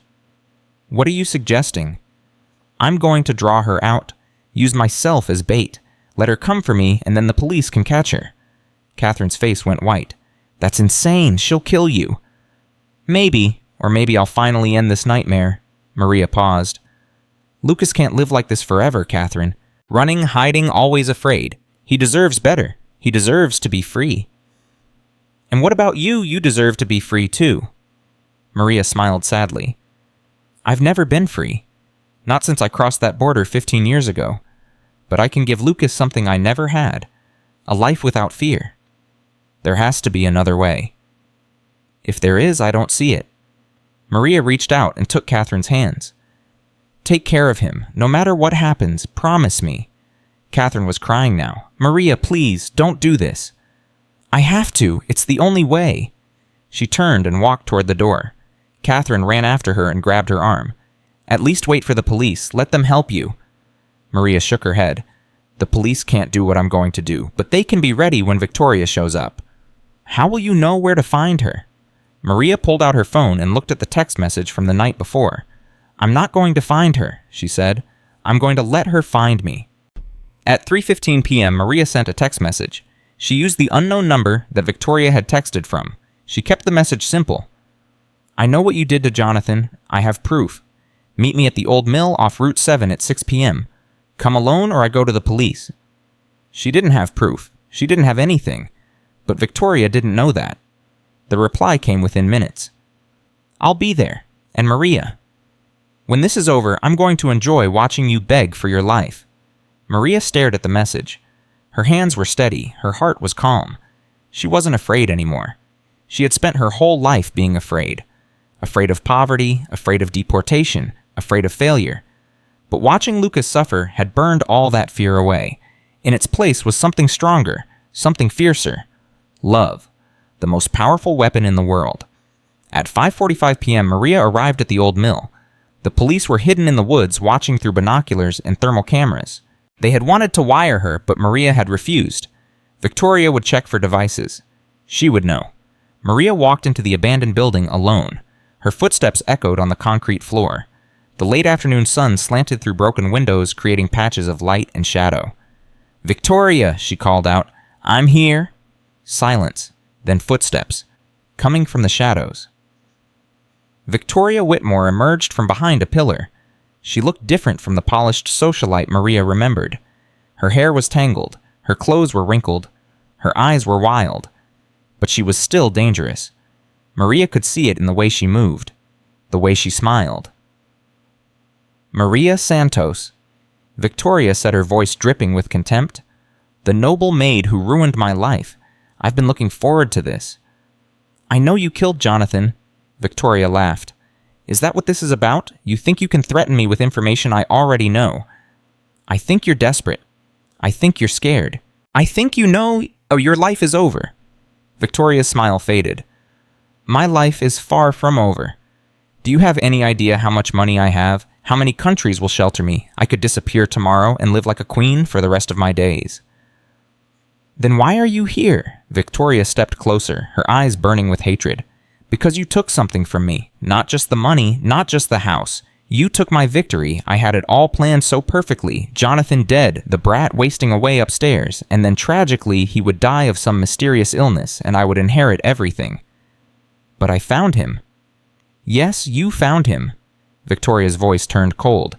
"Do you have any idea how long I planned this? How many years I spent pretending to love Jonathan, pretending to care about that worthless child, all for nothing, because some illegal immigrant with a cleaning rag decided to play hero?" Maria felt her anger rising. "Lucas is not worthless. He's a beautiful, brave, innocent child who deserves to be loved.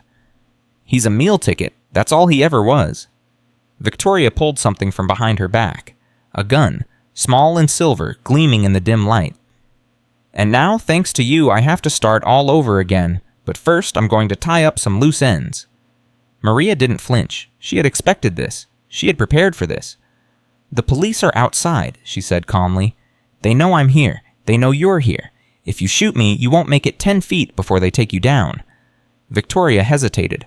Her eyes darted toward the windows. "You're bluffing." "Try me." For a long moment, neither of them moved. The gun stayed pointed at Maria's chest. The silence stretched between them, like a wire about to snap. Then Victoria smiled. It was the most terrifying thing Maria had ever seen. "You're braver than I thought," Victoria said, "but bravery doesn't stop bullets." She pulled the trigger. The sound exploded through the mill. Maria felt something slam into her chest, throwing her backward. She hit the ground hard, the breath knocked out of her lungs. Pain, burning, searing pain spreading through her body. She heard shouting, running footsteps, more gunshots, and then Victoria's voice screaming with rage. "No, let me go! She deserves to die! They all deserve to die!" Maria tried to move, but her body wouldn't cooperate. She could feel something warm spreading across her chest. Blood, her blood. A face appeared above her. One of the police officers, his expression frantic. "Stay with me, Mrs. Santos. Help is coming. Just stay with me." Maria tried to speak, but the words wouldn't come. All she could think about was Lucas. His smile, his laugh, the way he said her name. "Tell Lucas," she whispered. "Tell him I love him." "You're going to tell him yourself. Just hold on." But Maria could feel herself slipping away. The pain was fading. The world was getting darker. The last thing she saw before everything went black was the sky through the broken roof of the mill. It was the most beautiful shade of blue, just like Lucas's eyes. At 7:23 p.m., Catherine's phone rang. She answered it with shaking hands. She had been waiting for hours, pacing the cabin, terrified of what she might hear. "Ms. Whitmore," it was Detective Morrison. "We have Victoria in custody. It's over." Catherine let out a sob of relief. "Thank God, thank God." "There's something else. Maria Santos was shot during the confrontation. She's being airlifted to Providence General Hospital." The world stopped. "Is she alive?" "She's in critical condition. That's all I know." Catherine hung up and looked at Lucas, who was playing with his elephant on the floor, oblivious to everything that was happening. How was she supposed to tell him? How was she supposed to explain that the woman who had saved his life might not survive? She didn't have the words. She didn't have the strength. All she could do was pick up Lucas and hold him close, her tears falling silently into his hair. "Where's Maria?" Lucas asked. "I want Maria." "She's coming, baby," Catherine whispered. "She's coming back to you." But in her heart, she wasn't sure if that was true, and she prayed harder than she had ever prayed in her life that Maria Santos would open her eyes again. The first thing Maria heard was beeping. Steady, rhythmic, mechanical, the sound of a machine keeping her alive. She tried to open her eyes, but they felt like they were filled with sand. Her chest burned with every breath. Her body felt like it belonged to someone else. "Maria?" Catherine's voice, close, desperate.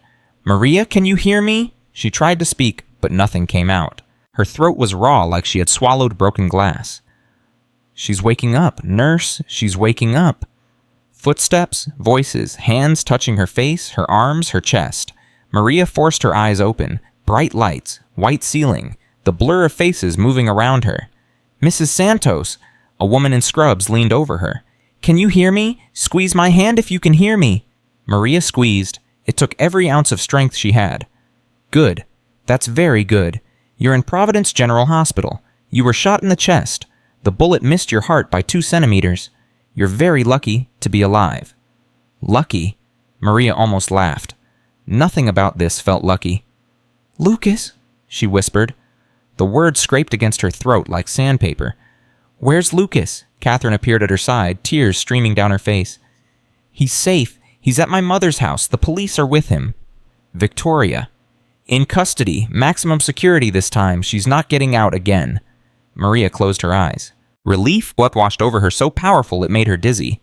"You scared me," Catherine said, her voice breaking. "When they called and said you'd been shot, I thought I was going to lose you. I'm sorry." "Don't be sorry. Just don't ever do anything like that again." Catherine grabbed her hand and held on tight. "You hear me? No more playing hero. No more sacrificing yourself. Lucas needs you. I need you." Maria wanted to promise. She wanted to say she would never take another risk as long as she lived, but she knew that wasn't true. She would do it all again in a heartbeat if it meant keeping Lucas safe. "How long?" Maria asked. "How long have I been here?" 3 days. You were in surgery for 7 hours. They had to remove part of your lung." Catherine's voice cracked. "The doctors weren't sure you were going to make it." 3 days. Maria had lost 3 days. "Lucas doesn't know," Catherine continued. I get it, honey. 35. "I told him you were sick and the doctors were helping you get better. He's been asking for you every hour. He won't sleep unless someone promises him you're coming back." Maria felt tears burning her eyes. "I want to see him." "The doctors say not yet. You need to rest. You need to heal." "I need to see my boy." Catherine squeezed her hand harder. "Soon, I promise. As soon as you're strong enough." At 2:17 p.m., Detective Morrison arrived. Maria was sitting up in bed now, still connected to a dozen machines, still in pain with every breath but awake. Alert, angry. "Mrs. Santos," the detective said, pulling a chair beside her bed, "I'm glad to see you're recovering. Tell me everything. What happened after I was shot?" "Victoria fired 3 times. The first shot hit you. The second and third missed. Our officers moved in immediately. She tried to run, but we had the building surrounded." The detective paused. "She's being held without bail this time. The DA is adding attempted murder to the charges. Between the child abuse, the escape, and now this, she's looking at life without parole. And Jonathan, her husband. We have enough evidence to charge her with his murder.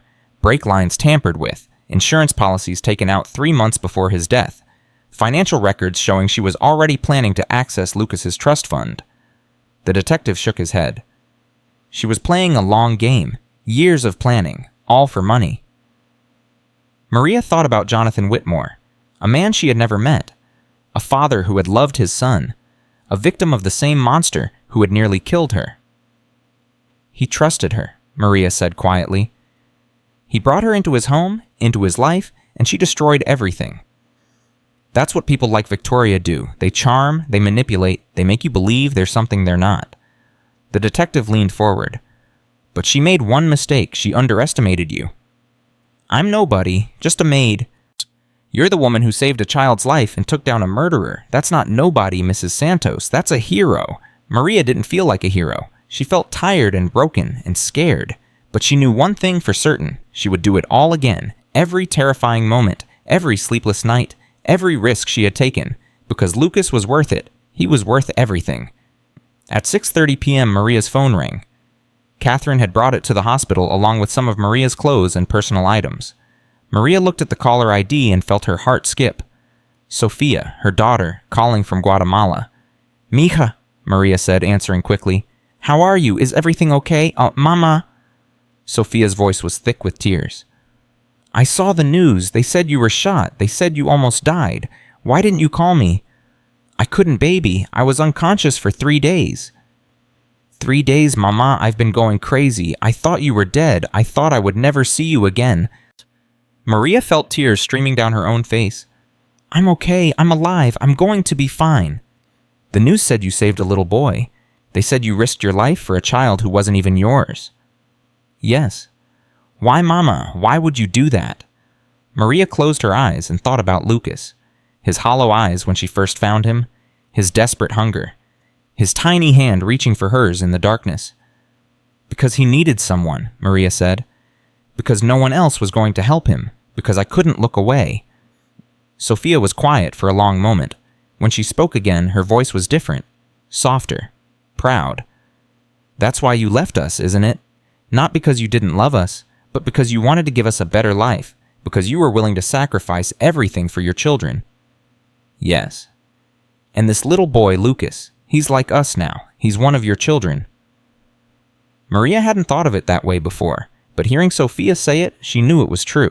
"Yes," she whispered. "He's mine now." "Then I'm proud of you, Mama. I'm so proud of you." They talked for another 20 minutes. Sophia told her about school, about Miguel, about the house Maria had worked so hard to buy for them. Normal things. Beautiful things. The life Maria had built from nothing but hope and determination. After they hung up, Maria lay in the darkness of her hospital room and smiled. She had left her children to give them a future, and now thousands of miles away she had found another child who needed her just as much. Life had a strange way of working out. At 9:45 p.m., Catherine came back with news. "Victoria's lawyers are trying to plea deal," she said, sitting down heavily in the chair beside Maria's bed. "They want to avoid trial." Maria's eyes widened. "What kind of deal?" 25 years, eligible for parole in 15. Catherine's voice was bitter. "The DA is considering it. They say a trial would be expensive and traumatic, especially if Lucas has to testify. 15 years, she could be out when Lucas is 18. She could come back." "I know, I told them that, but they're worried about the jury. Victoria has a lot of money for defense attorneys. They could drag this out for years." Maria felt anger rising in her chest. "She murdered her husband. She tortured a child. She tried to kill me. And they want to give her a deal, so I'm fighting it. I'm fighting as hard as I can." Catherine's eyes filled with tears. "But I'm scared, Maria. What if she gets out? What if she comes back for Lucas?" "She won't." "You can't know that." "Yes, I can." Maria's voice was steel. "Because I'll be there. Every day for the rest of his life, I'll be watching. I'll be protecting him. And if Victoria Whitmore ever comes near my son again, I'll be ready." Catherine stared at her. "Your son?" Maria hadn't meant to say it that way. But now that she had, she realized it was true. Somewhere along the way, Lucas had stopped being the child she rescued. He had become her child, her son, her family. "Yes," she said quietly. "My son." Catherine reached over and took Maria's hand. "Then we'll protect him together, as a family." At 8:00 a.m. the next morning, a miracle walked through the door. Maria was eating breakfast or trying to eat. The hospital food tasted like cardboard, and her appetite was non-existent. She was pushing scrambled eggs around her plate when she heard a sound that made her heart stop. "Maria!" She looked up. Lucas was standing in the doorway, held in Catherine's arms. His face was streaked with tears, but his eyes were shining with joy. "Maria, you're okay. Aunt Kathy said you were sick, but you're okay." "Baby?" Maria breathed. "Oh, baby, come here." Catherine carried him to the bed. Maria held out her arms, ignoring the pain in her chest, ignoring the machines, ignoring everything except the little boy reaching for her. Lucas threw himself against her and buried his face in her neck. Maria wrapped her arms around him and held on, tears streaming down her face. "I missed you," Lucas sobbed. "I missed you so much. Don't leave again. Please don't leave again." "I won't, baby. I'm right here. I'm not going anywhere. Promise." "I promise. Cross my heart." They stayed like that for a long time. Lucas wouldn't let go, and Maria didn't want him to. She breathed in the smell of his shampoo, felt the warmth of his small body against hers, listened to the steady beat of his heart. This was what she had fought for. This was what she had nearly died for. This moment. This child. This love. "Maria." Lucas pulled back and looked at her face. "Why do you have tubes?" "The doctors are helping me get better, like I told you I was sick." "But you're okay now." "I'm getting there. Every day I'm getting a little bit stronger." Lucas touched her cheek with his small hand. "I was scared. I had bad dreams. I thought the bad lady took you away." "The bad lady is gone, baby. She can't hurt us anymore."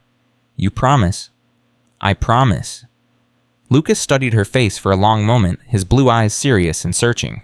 Then he nodded. "Okay, I believe you." He snuggled against her chest carefully, mindful of the tubes and wires. "I love you, Maria." Maria kissed the top of his head, her heart so full it hurt. "I love you too, baby, more than anything in the world." At 11:30 a.m., the prosecutor called. Catherine stepped out of the room to take the call. Maria watched her through the window, saw her face change, saw her nod and speak, and finally hang up. When Catherine came back, she was smiling, really smiling for the first time in weeks. "The plea deal is off," she said. "Victoria refused to take it." Maria frowned. "Why would she do that?" "Because she's arrogant, because she thinks she can win at trial, because she still believes she's smarter than everyone else." Catherine sat down beside the bed. "But here's the thing. The DA was actually relieved. They have so much evidence against her now that they're confident they can get a conviction. Life without parole." "When does the trial start?" 3 months. They want to give you time to recover so you can testify." Maria nodded. "I'll be ready." "Are you sure it's going to be brutal? Victoria's lawyers will try to tear you apart." "Let them try." Maria's voice was calm. "I know what I saw. I know what I did. I know what Victoria is. No lawyer in the world can change that." Lucas looked up from where he was playing with a puzzle Catherine had brought. "What's a lawyer?" "Someone who talks a lot," Catherine said with a small smile. "Like Aunt Kathy." Catherine laughed, really laughed, and the sound filled the room with warmth. "Yes, baby, exactly like Aunt Kathy." At 3:15 p.m., Maria received an unexpected visitor. The door opened and a woman walked in. She was in her 50s with gray hair and tired eyes and an expression that seemed carved from stone. "Mrs. Santos, I'm Margaret Chen. I'm the lead prosecutor on the Victoria Whitmore case." Maria sat up straighter, ignoring the pain. "Please sit down." Margaret took the chair beside the bed and studied Maria for a long moment.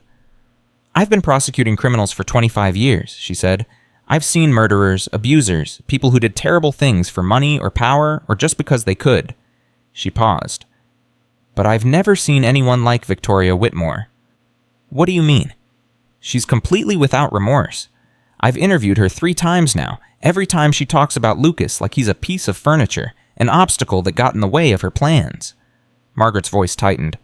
"She doesn't think she did anything wrong. She genuinely believes she was entitled to that money and that child was just something to be disposed of." Maria felt cold. "She's a monster." "Yes, she is. And I'm going to make sure she never sees the outside of a prison cell again." Margaret leaned forward. "But I need your help, Mrs. Santos. I need you to testify. I need you to tell the jury exactly what you saw, exactly what you did, exactly what that little boy looked like when you found him." "I'll do it." "It won't be easy. Victoria's lawyers are going to attack your credibility. They're going to bring up your immigration status, your fake social security number, everything they can find to make you look like a liar." "I know. And you're still willing to do it." Maria looked over at Lucas, who had fallen asleep on the small couch in the corner of the room. He looked peaceful, safe, like a normal 3-year-old who had never known pain or fear or hunger. "That woman locked him in an attic and left him to die," Maria said quietly. "She starved him. She beat him. She treated him worse than an animal, and she did it all so she could steal his money." She turned back to Margaret.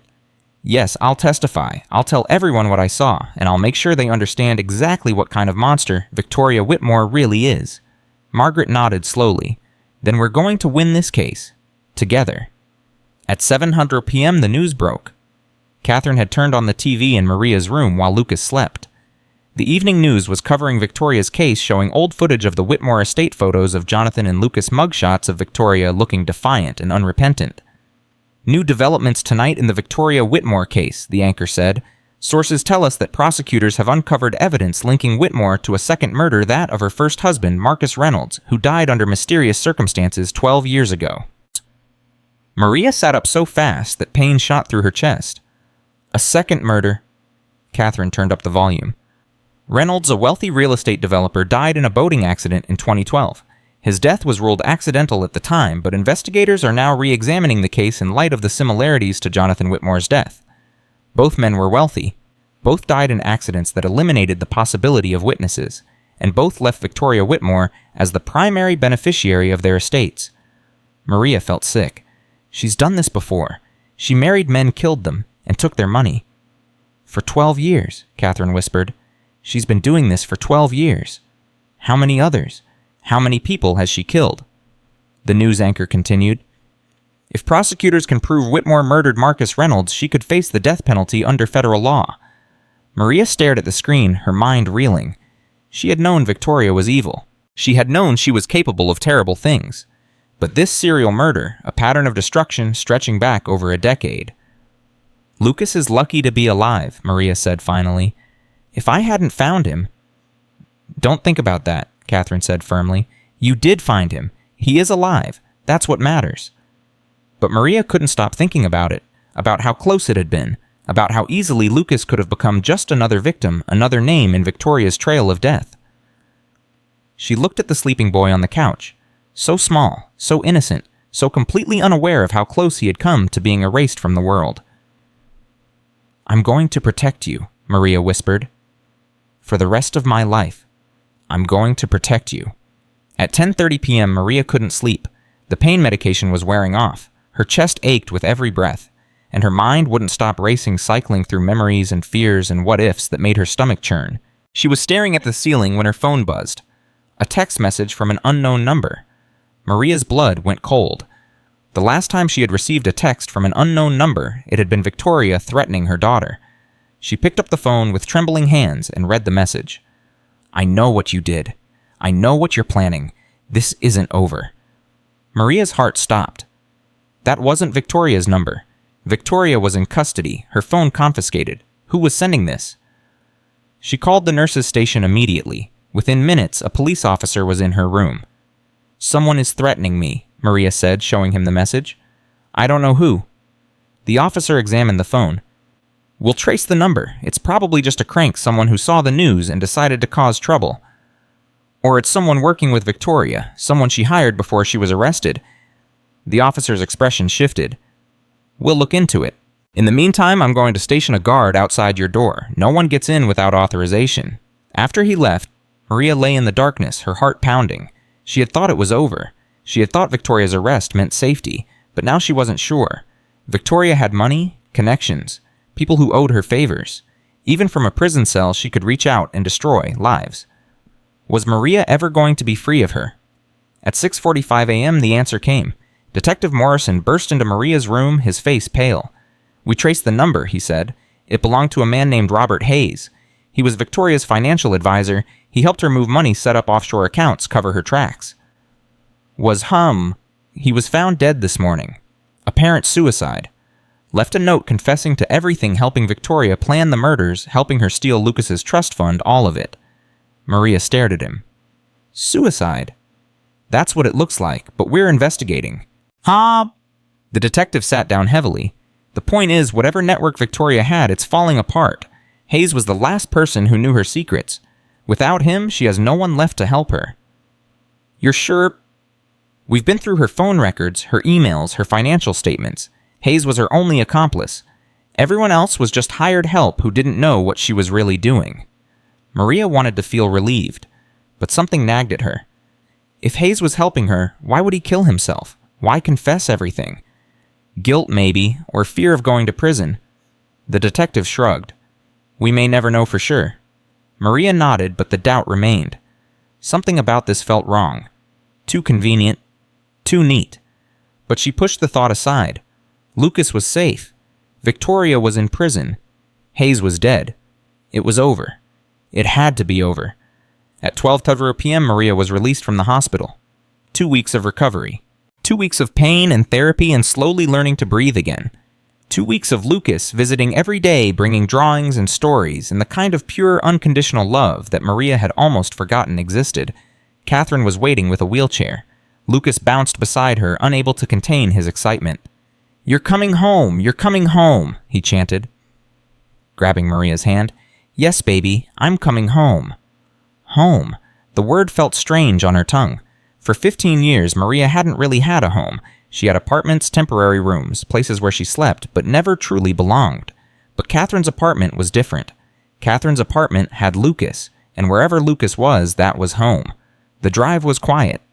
Lucas sat in the back seat holding Maria's hand through the gap between the seats. He didn't say much, just held on like he was afraid she might disappear again. When they pulled into the parking garage, Maria felt something shift inside her. A loosening, a letting go. "We're here?" Catherine said softly. "Yes," Maria replied. "We're home." At 3:30 p.m., Maria saw her new room for the first time. Catherine had prepared it while Maria was in the hospital. Fresh paint, new curtains, a comfortable bed with soft sheets and too many pillows.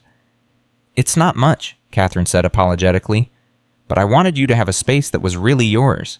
Maria walked slowly around the room, touching the curtains, the bedspread, the small vase of flowers on the nightstand. Her eyes filled with tears. "No one has ever done anything like this for me," she whispered. "You saved my nephew's life. This is the least I can do." "It's not about debt, Catherine. You don't owe me anything." "I know." Catherine stepped closer and took Maria's hands. "That's not why I did it. I did it because you're family now, because Lucas loves you, because I love you." She paused. "Is that okay?" Maria couldn't speak. She just nodded, tears streaming down her face. Lucas appeared in the doorway. "Why are you crying? Are you sad?" "No, baby." Maria knelt down and opened her arms. "I'm happy. These are happy tears." Lucas ran to her and threw himself into her embrace. "I don't understand happy tears." "Someday you will." Maria kissed his cheek. "Someday you'll understand." At 7:15 p.m., they ate dinner together as a family. Catherine had cooked pasta, Lucas's favorite. They sat around the small dining table, passing dishes, laughing at Lucas's attempts to eat spaghetti without making a mess. It was normal, ordinary, the kind of evening that millions of families experienced every day without thinking twice.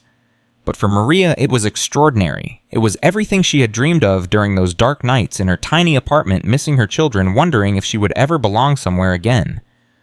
"Maria," Lucas said, his face covered in tomato sauce. "Yes, baby. Are you going to stay forever?" Maria looked at Catherine. Catherine nodded, her eyes glistening. "Yes," Maria said. "I'm going to stay forever." Lucas grinned, showing all his teeth. "Good, because I love you." "I love you too, baby." "I love you 3. Maria laughed. "That's not how it works." "I know, but I wanted to say it anyway." And in that moment, sitting at that table, surrounded by people who loved her, Maria felt something she hadn't felt in 15 years. Peace. At 11:00 p.m., Maria's phone rang. She was in bed, almost asleep, when the sound jerked her awake. She looked at the caller ID. Unknown number. Her heart started pounding. "Not again. Please, not again." She answered anyway. "Hello." "Mrs. Santos." A woman's voice, unfamiliar. "My name is Elena Vasquez. I'm a reporter for the Boston Globe. I'm writing a story about Victoria Whitmore, and I was hoping to interview you." Maria let out a breath. "Just a reporter. Just someone wanting to talk." "I don't think that's a good idea." "Please, Mrs. Santos, your story is incredible. The things you did, the risks you took. People need to hear about it." "I didn't do it for attention. I did it because a child was suffering." "I know, and that's exactly why your story matters." The reporter's voice softened. "There are children all over this country being abused and neglected. Most of them never get saved because no one is willing to speak up. If you tell your story, maybe you'll inspire others to do the same." Maria was quiet for a long moment. She thought about Lucas. About all the Lucases out there trapped in dark rooms waiting for someone to find them. "When would you want to do this interview?" "Whenever you're ready, I can come to you." Maria made a decision. "Next week. Call me Monday and we'll arrange a time." "Thank you, Mrs. Santos. Thank you so much." After she hung up, Maria lay in the darkness thinking about what she had just agreed to. She had never wanted to be famous. She had spent 15 years trying to be invisible, staying under the radar, avoiding attention. But maybe it was time to step out of the shadow. Maybe her story could help other children. Maybe her voice could make a difference. Maybe this was why everything had happened. Not just to save Lucas, but to show the world that ordinary people could do extraordinary things. At 8:30 a.m. the next morning, everything changed again. Maria was making breakfast when Catherine burst into the kitchen, her face white as a sheet. "Turn on the news, now." Maria grabbed the remote and switched on the TV. "Breaking news this morning," the anchor said. Victoria Whitmore, the Newport socialite accused of multiple murders and child abuse, was found unresponsive in her cell early this morning. She was pronounced dead at 6:47 a.m. Authorities are investigating the cause of death. Maria's knees gave out. She sank into a chair, staring at the screen. Victoria was dead. "How?" she whispered. "How is that possible?" "They're saying it might be suicide," Catherine said. "Or possibly something else. Another inmate. A guard. They don't know yet." Maria thought about Robert Hayes found dead just days ago, about the confession, about how convenient it all seemed. "Someone is cleaning up," she said quietly. "Someone is making sure there are no loose ends." "What do you mean, though?" Hayes knew Victoria's secrets. Victoria knew who else was involved, and now they're both dead. Maria looked at Catherine. "Someone with a lot of power is making sure this story dies with them." Catherine's face went pale. "You think there's someone else? Someone we don't know about?" "I think Victoria didn't do all of this alone. I think there's a network. People who help wealthy criminals hide their crimes." Maria stood up. "And I think we need to be very, very careful." At 10:15 a.m., Detective Morrison arrived at the apartment. His face was grim. He sat down across from Maria and Catherine and folded his hands on the table. "Victoria Whitmore was poisoned," he said. "Someone slipped something into her food. We're still waiting on toxicology to confirm what it was." Maria felt cold. "So it was murder." "Looks that way." "Do you have any suspects?" "We're investigating, but I'm going to be honest with you, Mrs. Santos. This case has gotten a lot bigger than we expected. Victoria had connections we didn't know about. People in high places who may have been helping her for years." "Who?" "We don't know yet, but we're following leads." The detective leaned forward. "In the meantime, I want you to be careful, very careful. Whoever killed Victoria knew she might talk. If they think you know something..." He didn't finish the sentence. He didn't have to. Maria understood perfectly. She was still in danger. Lucas was still in danger, and until whoever was behind this was caught, they might never be truly safe. At 2:00 p.m., Maria made a phone call. Margaret Chen, the prosecutor, answered on the first ring. "Mrs. Santos, I was just about to call you. I heard about Victoria. What does this mean for the case?" "Officially, the case is closed. The defendant is dead. There's no one left to prosecute." "And unofficially," Margaret was quiet for a moment, "unofficially, we're opening a new investigation into everyone Victoria worked with, everyone who helped her, everyone who might have ordered her killed."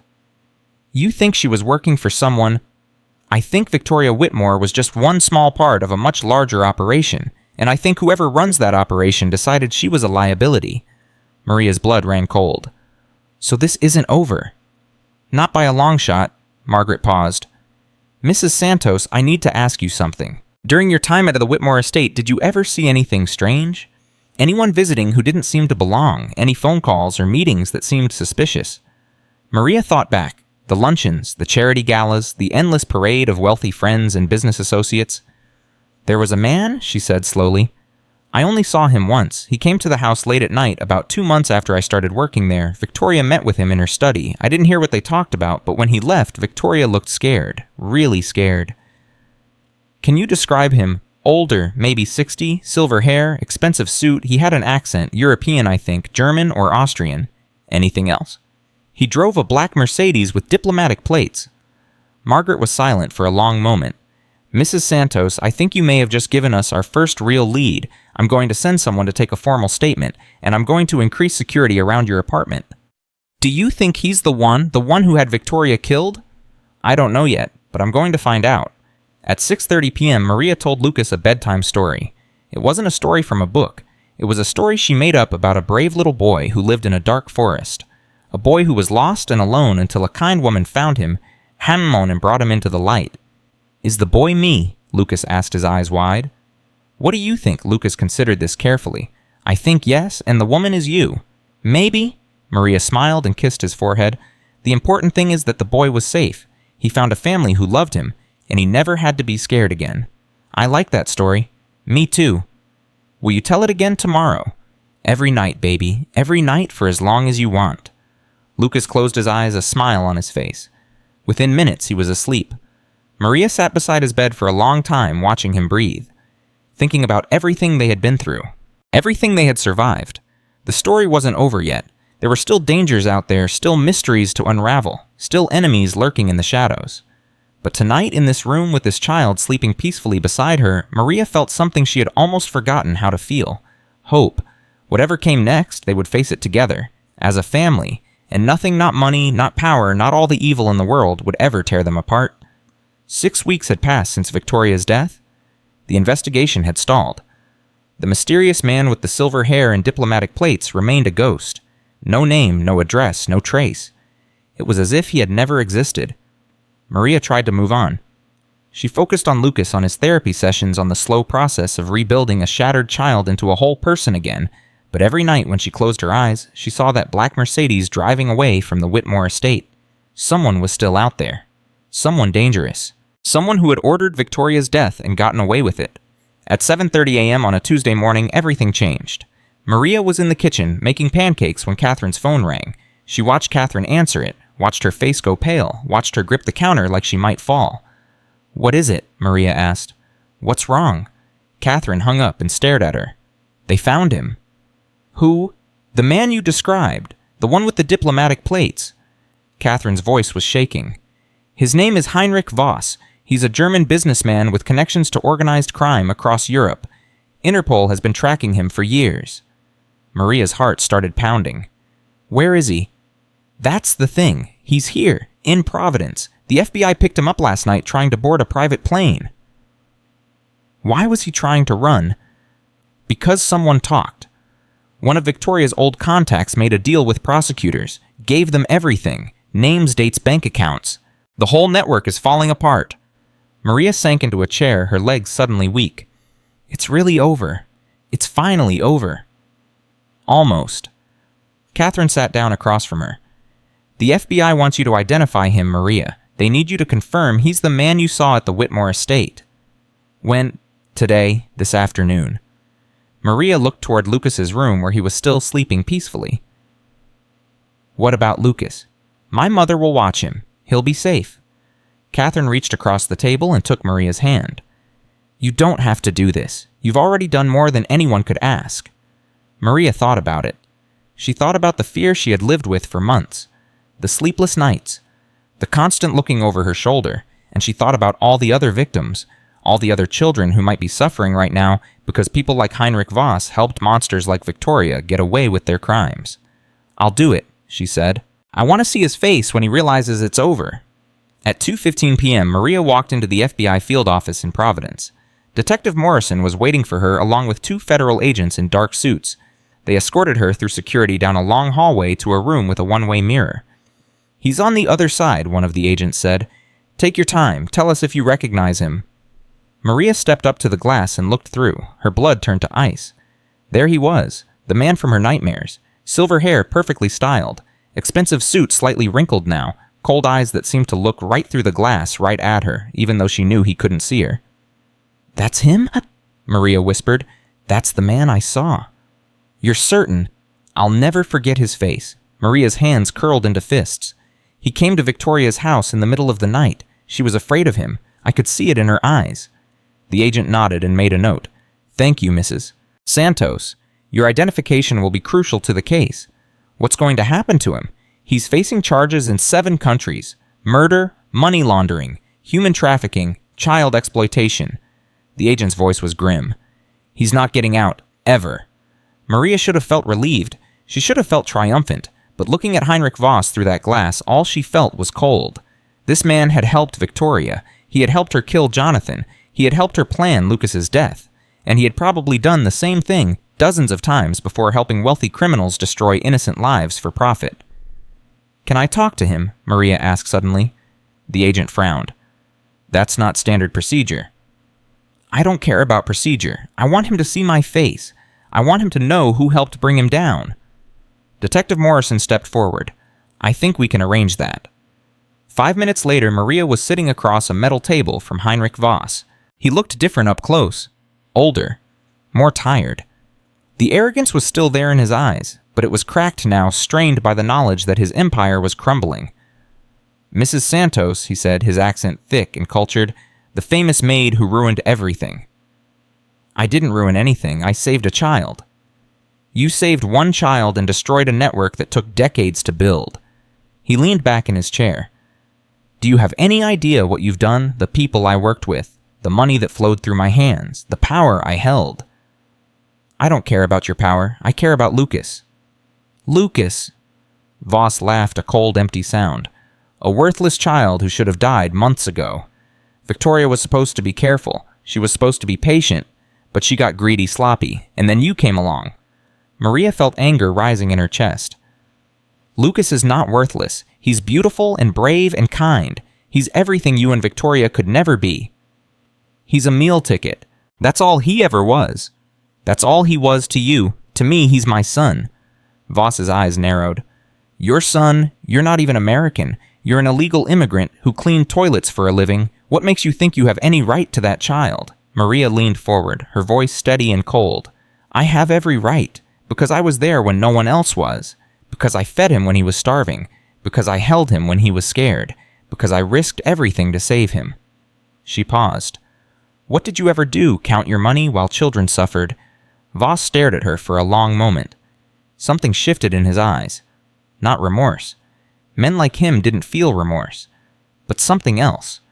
Recognition, maybe. Acknowledgement that he had been beaten by someone he had dismissed as insignificant. "You think you've won," he said quietly, "but you haven't. There are others like me.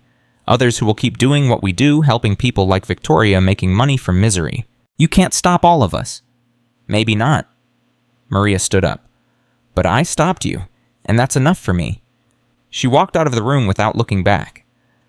At 5:30 p.m., Maria returned to Catherine's apartment. Lucas was waiting at the door, bouncing with excitement. Maria, Grandma, let me have ice cream." Maria scooped him up and held him tight. "That's wonderful, baby." "Where did you go? I missed you." "I had to do something important, but I'm back now. I'm not going anywhere." Catherine was standing in the kitchen, her face anxious. "How did it go?" "I identified him, and then I talked to him." "You talked to him?" "I wanted him to know." Maria set Lucas down and watched him run off to play with his toys. "I wanted him to see my face, to understand that a nobody brought down his entire operation. And he's going to spend the rest of his life in prison." Maria sat down at the kitchen table. "It's over, Catherine. Really over this time. No more mysterious threats. No more looking over our shoulders. We're finally safe." Catherine sat down across from her, tears streaming down her face. "I can't believe it. After everything we've been through."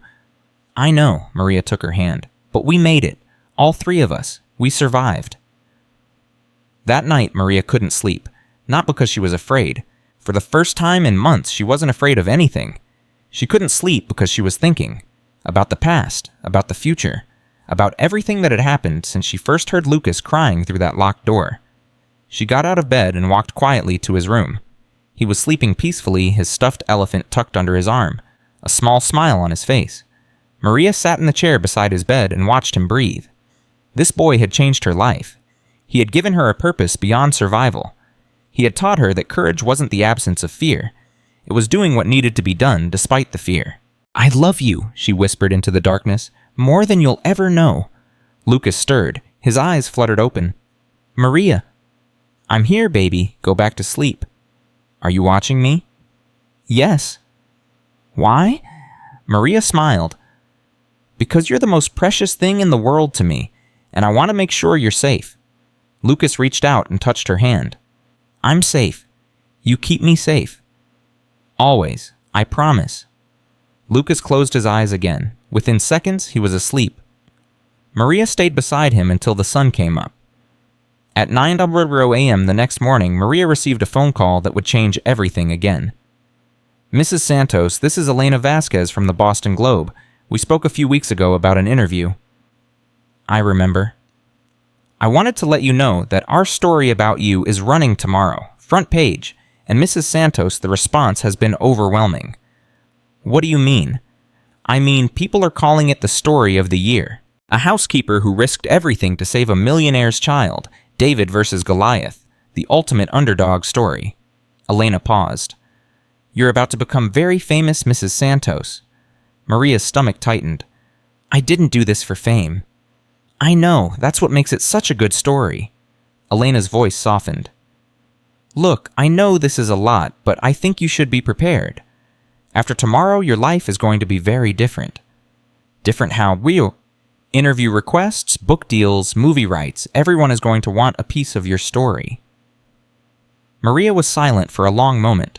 She thought about her quiet life, her anonymity, the invisibility she had cultivated for 15 years. All of that was about to end. Thank you for warning me, she said finally. You're welcome, and Mrs. Santos, for what it's worth, I think you're a hero, a real one. The world needs more people like you.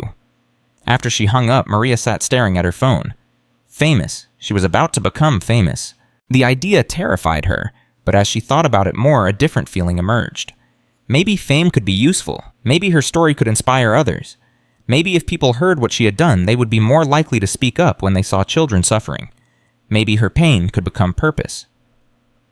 At 11:30 a.m., Margaret Chen called. Mrs. Santos, I wanted to give you an update. Heinrich Voss has decided to cooperate with prosecutors. He's giving us everything. Names, locations, bank accounts. We're going to be able to shut down his entire network. That's wonderful news. There's more? Margaret's voice was strange, careful. During his debriefing, Voss mentioned something about Lucas, about the trust fund. Maria's heart skipped. What about it? Apparently, Victoria was planning to move the money to offshore accounts before Lucas died, to make sure it would be impossible to trace. Voss helped her set up the transfers. Margaret paused. But the transfers never went through. Victoria was arrested before she could complete them. So the money is still there. All $40 million. It's being held in trust until Lucas turns 18. Margaret paused again. But there's something else. Voss gave us documents showing that Victoria had forged Jonathan Whitmore's will. The original will left everything to Lucas directly with no conditions. It also named a guardian for Lucas in case something happened to Jonathan. Maria's breath caught. Who? You're not going to believe this. At 2:00 p.m., Maria and Catherine sat in a lawyer's office. The lawyer was an older man with kind eyes and a gentle voice. His name was Robert Hartley, and he had been Jonathan Whitmore's personal attorney for over a decade. I should have come forward sooner, he said, his voice heavy with regret. But Victoria threatened me. She said if I told anyone about the real will, she would destroy my career. I was a coward. I'm sorry. What does the real will say? Catherine asked. Hartley opened a folder and pulled out a document. Jonathan Whitmore's original last will and testament dated 3 months before his death. It leaves his entire estate to Lucas to be held in trust until his 18th birthday. It names Catherine Whitmore as Lucas's legal guardian. Catherine let out a breath. That's what we already have. But there's more, Hartley turned to Maria. In the event that Catherine Whitmore is unable or unwilling to serve as guardian, Jonathan named a backup, someone he trusted to protect his son. Maria's heart was pounding. Who? Hartley looked at her with something like wonder in his eyes. You, Mrs. Santos. The room went silent. That's impossible, Maria whispered. I didn't even know Jonathan Whitmore. I started working at the estate after he died. Actually, you did know him, briefly. Hartley pulled out another document. 3 years ago, you catered an event at the Whitmore estate, a birthday party for Lucas. Jonathan was so impressed by your kindness to his son that he asked about you. He learned your story, your background, your children in Guatemala, your struggle to build a better life.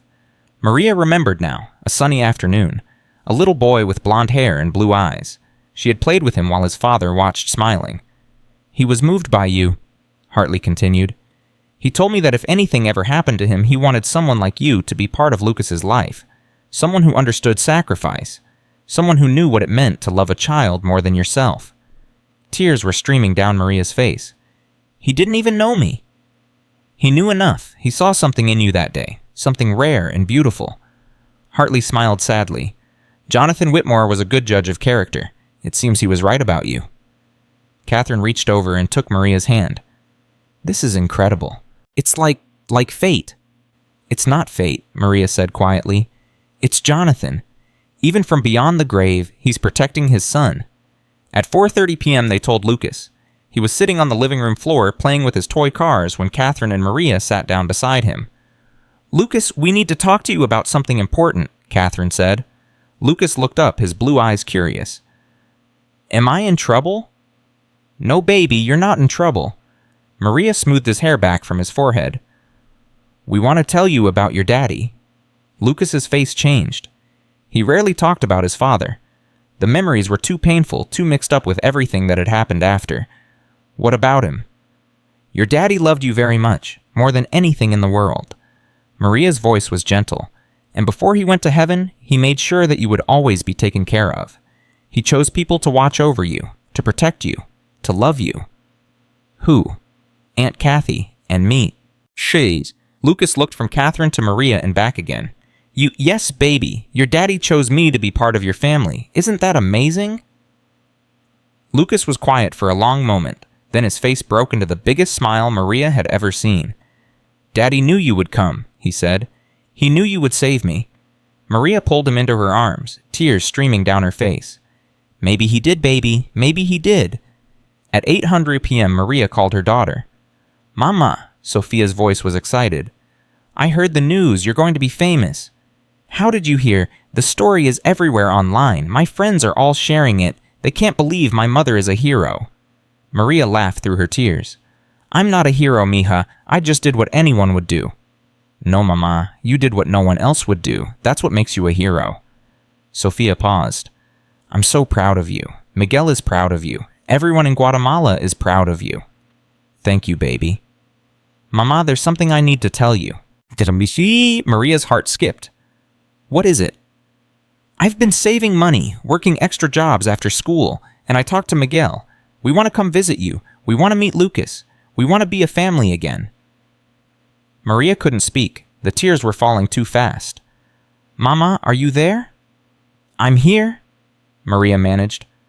"I'm here? Yes, come. Come as soon as you can." "Really? Really, I want you to meet your brother." "Our brother." "Lucas, he's your brother now. We're all family." Sophia was crying now too. "I love you, Mama." "I love you too, mija, more than you'll ever know." At 10:15 p.m., Maria sat alone on the balcony. The city lights spread out before her, twinkling like earthbound stars. The air was cool and clean, carrying the faint scent of autumn. So much had happened. So much had changed. 6 months ago, she had been a scared, invisible woman cleaning houses for wealthy people who never even learned her name. Now she was about to become famous. Her children were coming to visit. She had a new son who loved her with all his heart. And she had finally found a home. The door opened behind her.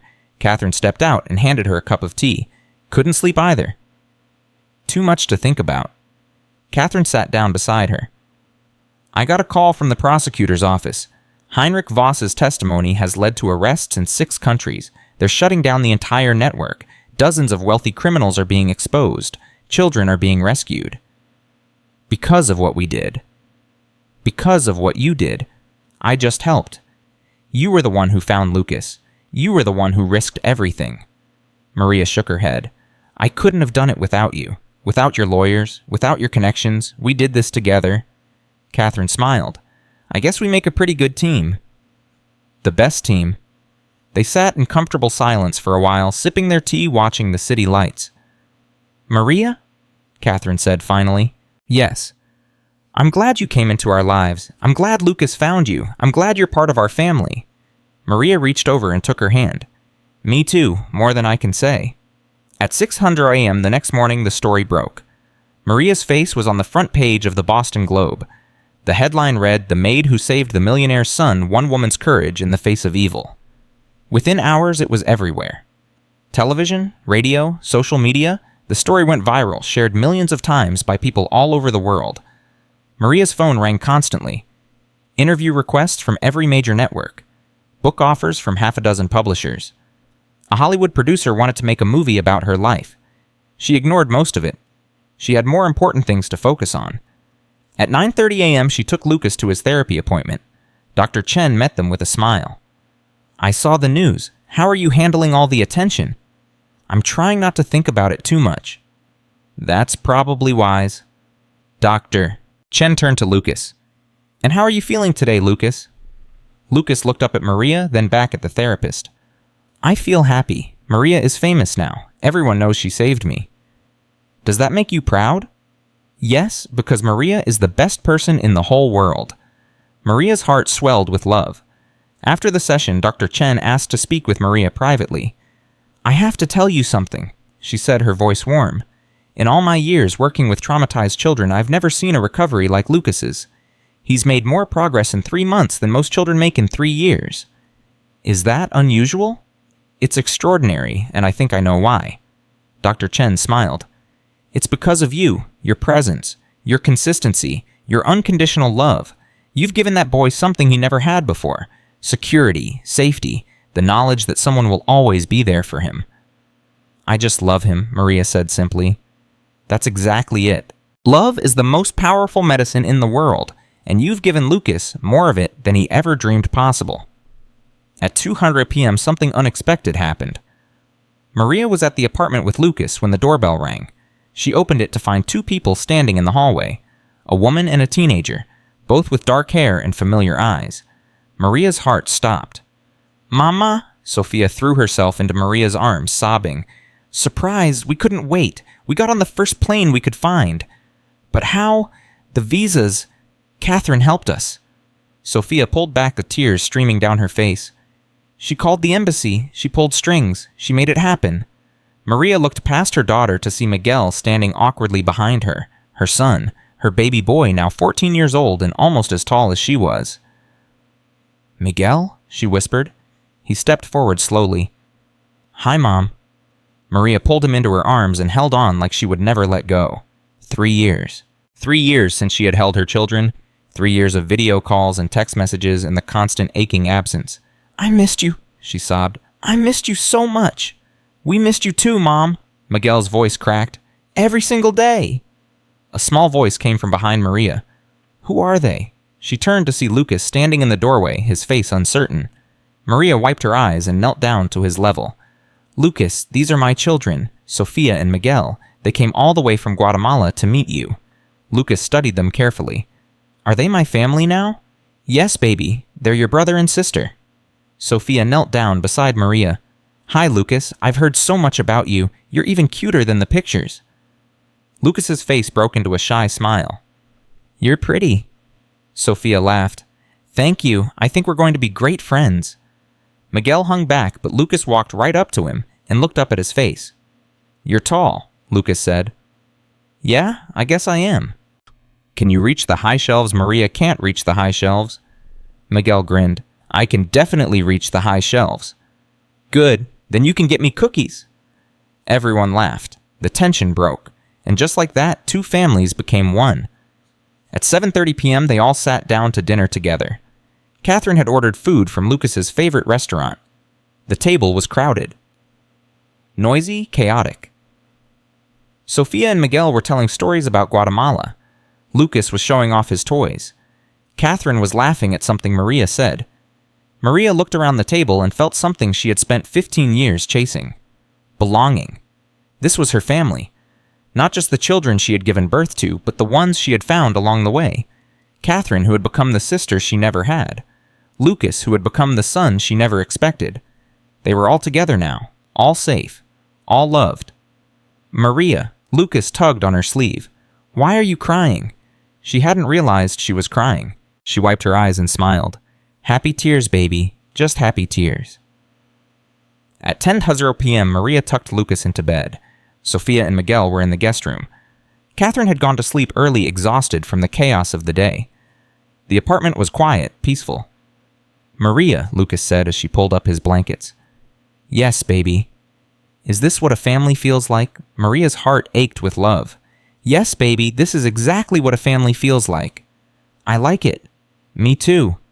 Will it last forever? Maria bent down and kissed his forehead. Forever and ever, I promise. Lucas smiled and closed his eyes. Good, because I don't ever want it to end. It won't, baby. It won't ever end. She stayed beside him until he fell asleep and then walked quietly to the window and looked out at the city. 6 months ago, she had been nobody, a shadow in a world of light, a woman without a country, without a home, without hope. Now she had everything, a son who loved her unconditionally, children who had crossed an ocean to be with her, a sister in spirit who had become her best friend, a home that was really truly hers, and a future full of possibilities. She thought about everything she had been through, the fear, the pain, the moments when she thought she would never make it, the times when giving up seemed like the only option. But she hadn't given up. She had kept fighting, and in the end, love had won. At 11:45 p.m., Maria wrote a letter. It was to herself, to the woman she had been 15 years ago, standing at the border, terrified and alone, wondering if she was making the biggest mistake of her life. "Dear Maria," she wrote, "I know you're scared. I know you don't know if you're doing the right thing. But I want you to know that everything is going to be okay. More than okay. Amazing things are waiting for you. People who will love you. Children who will need you. A purpose that will give your life meaning. The road will be hard. There will be times when you want to give up, but don't. Keep going. Keep fighting. Keep believing, because one day you're going to save a little boy's life, and that little boy is going to save yours.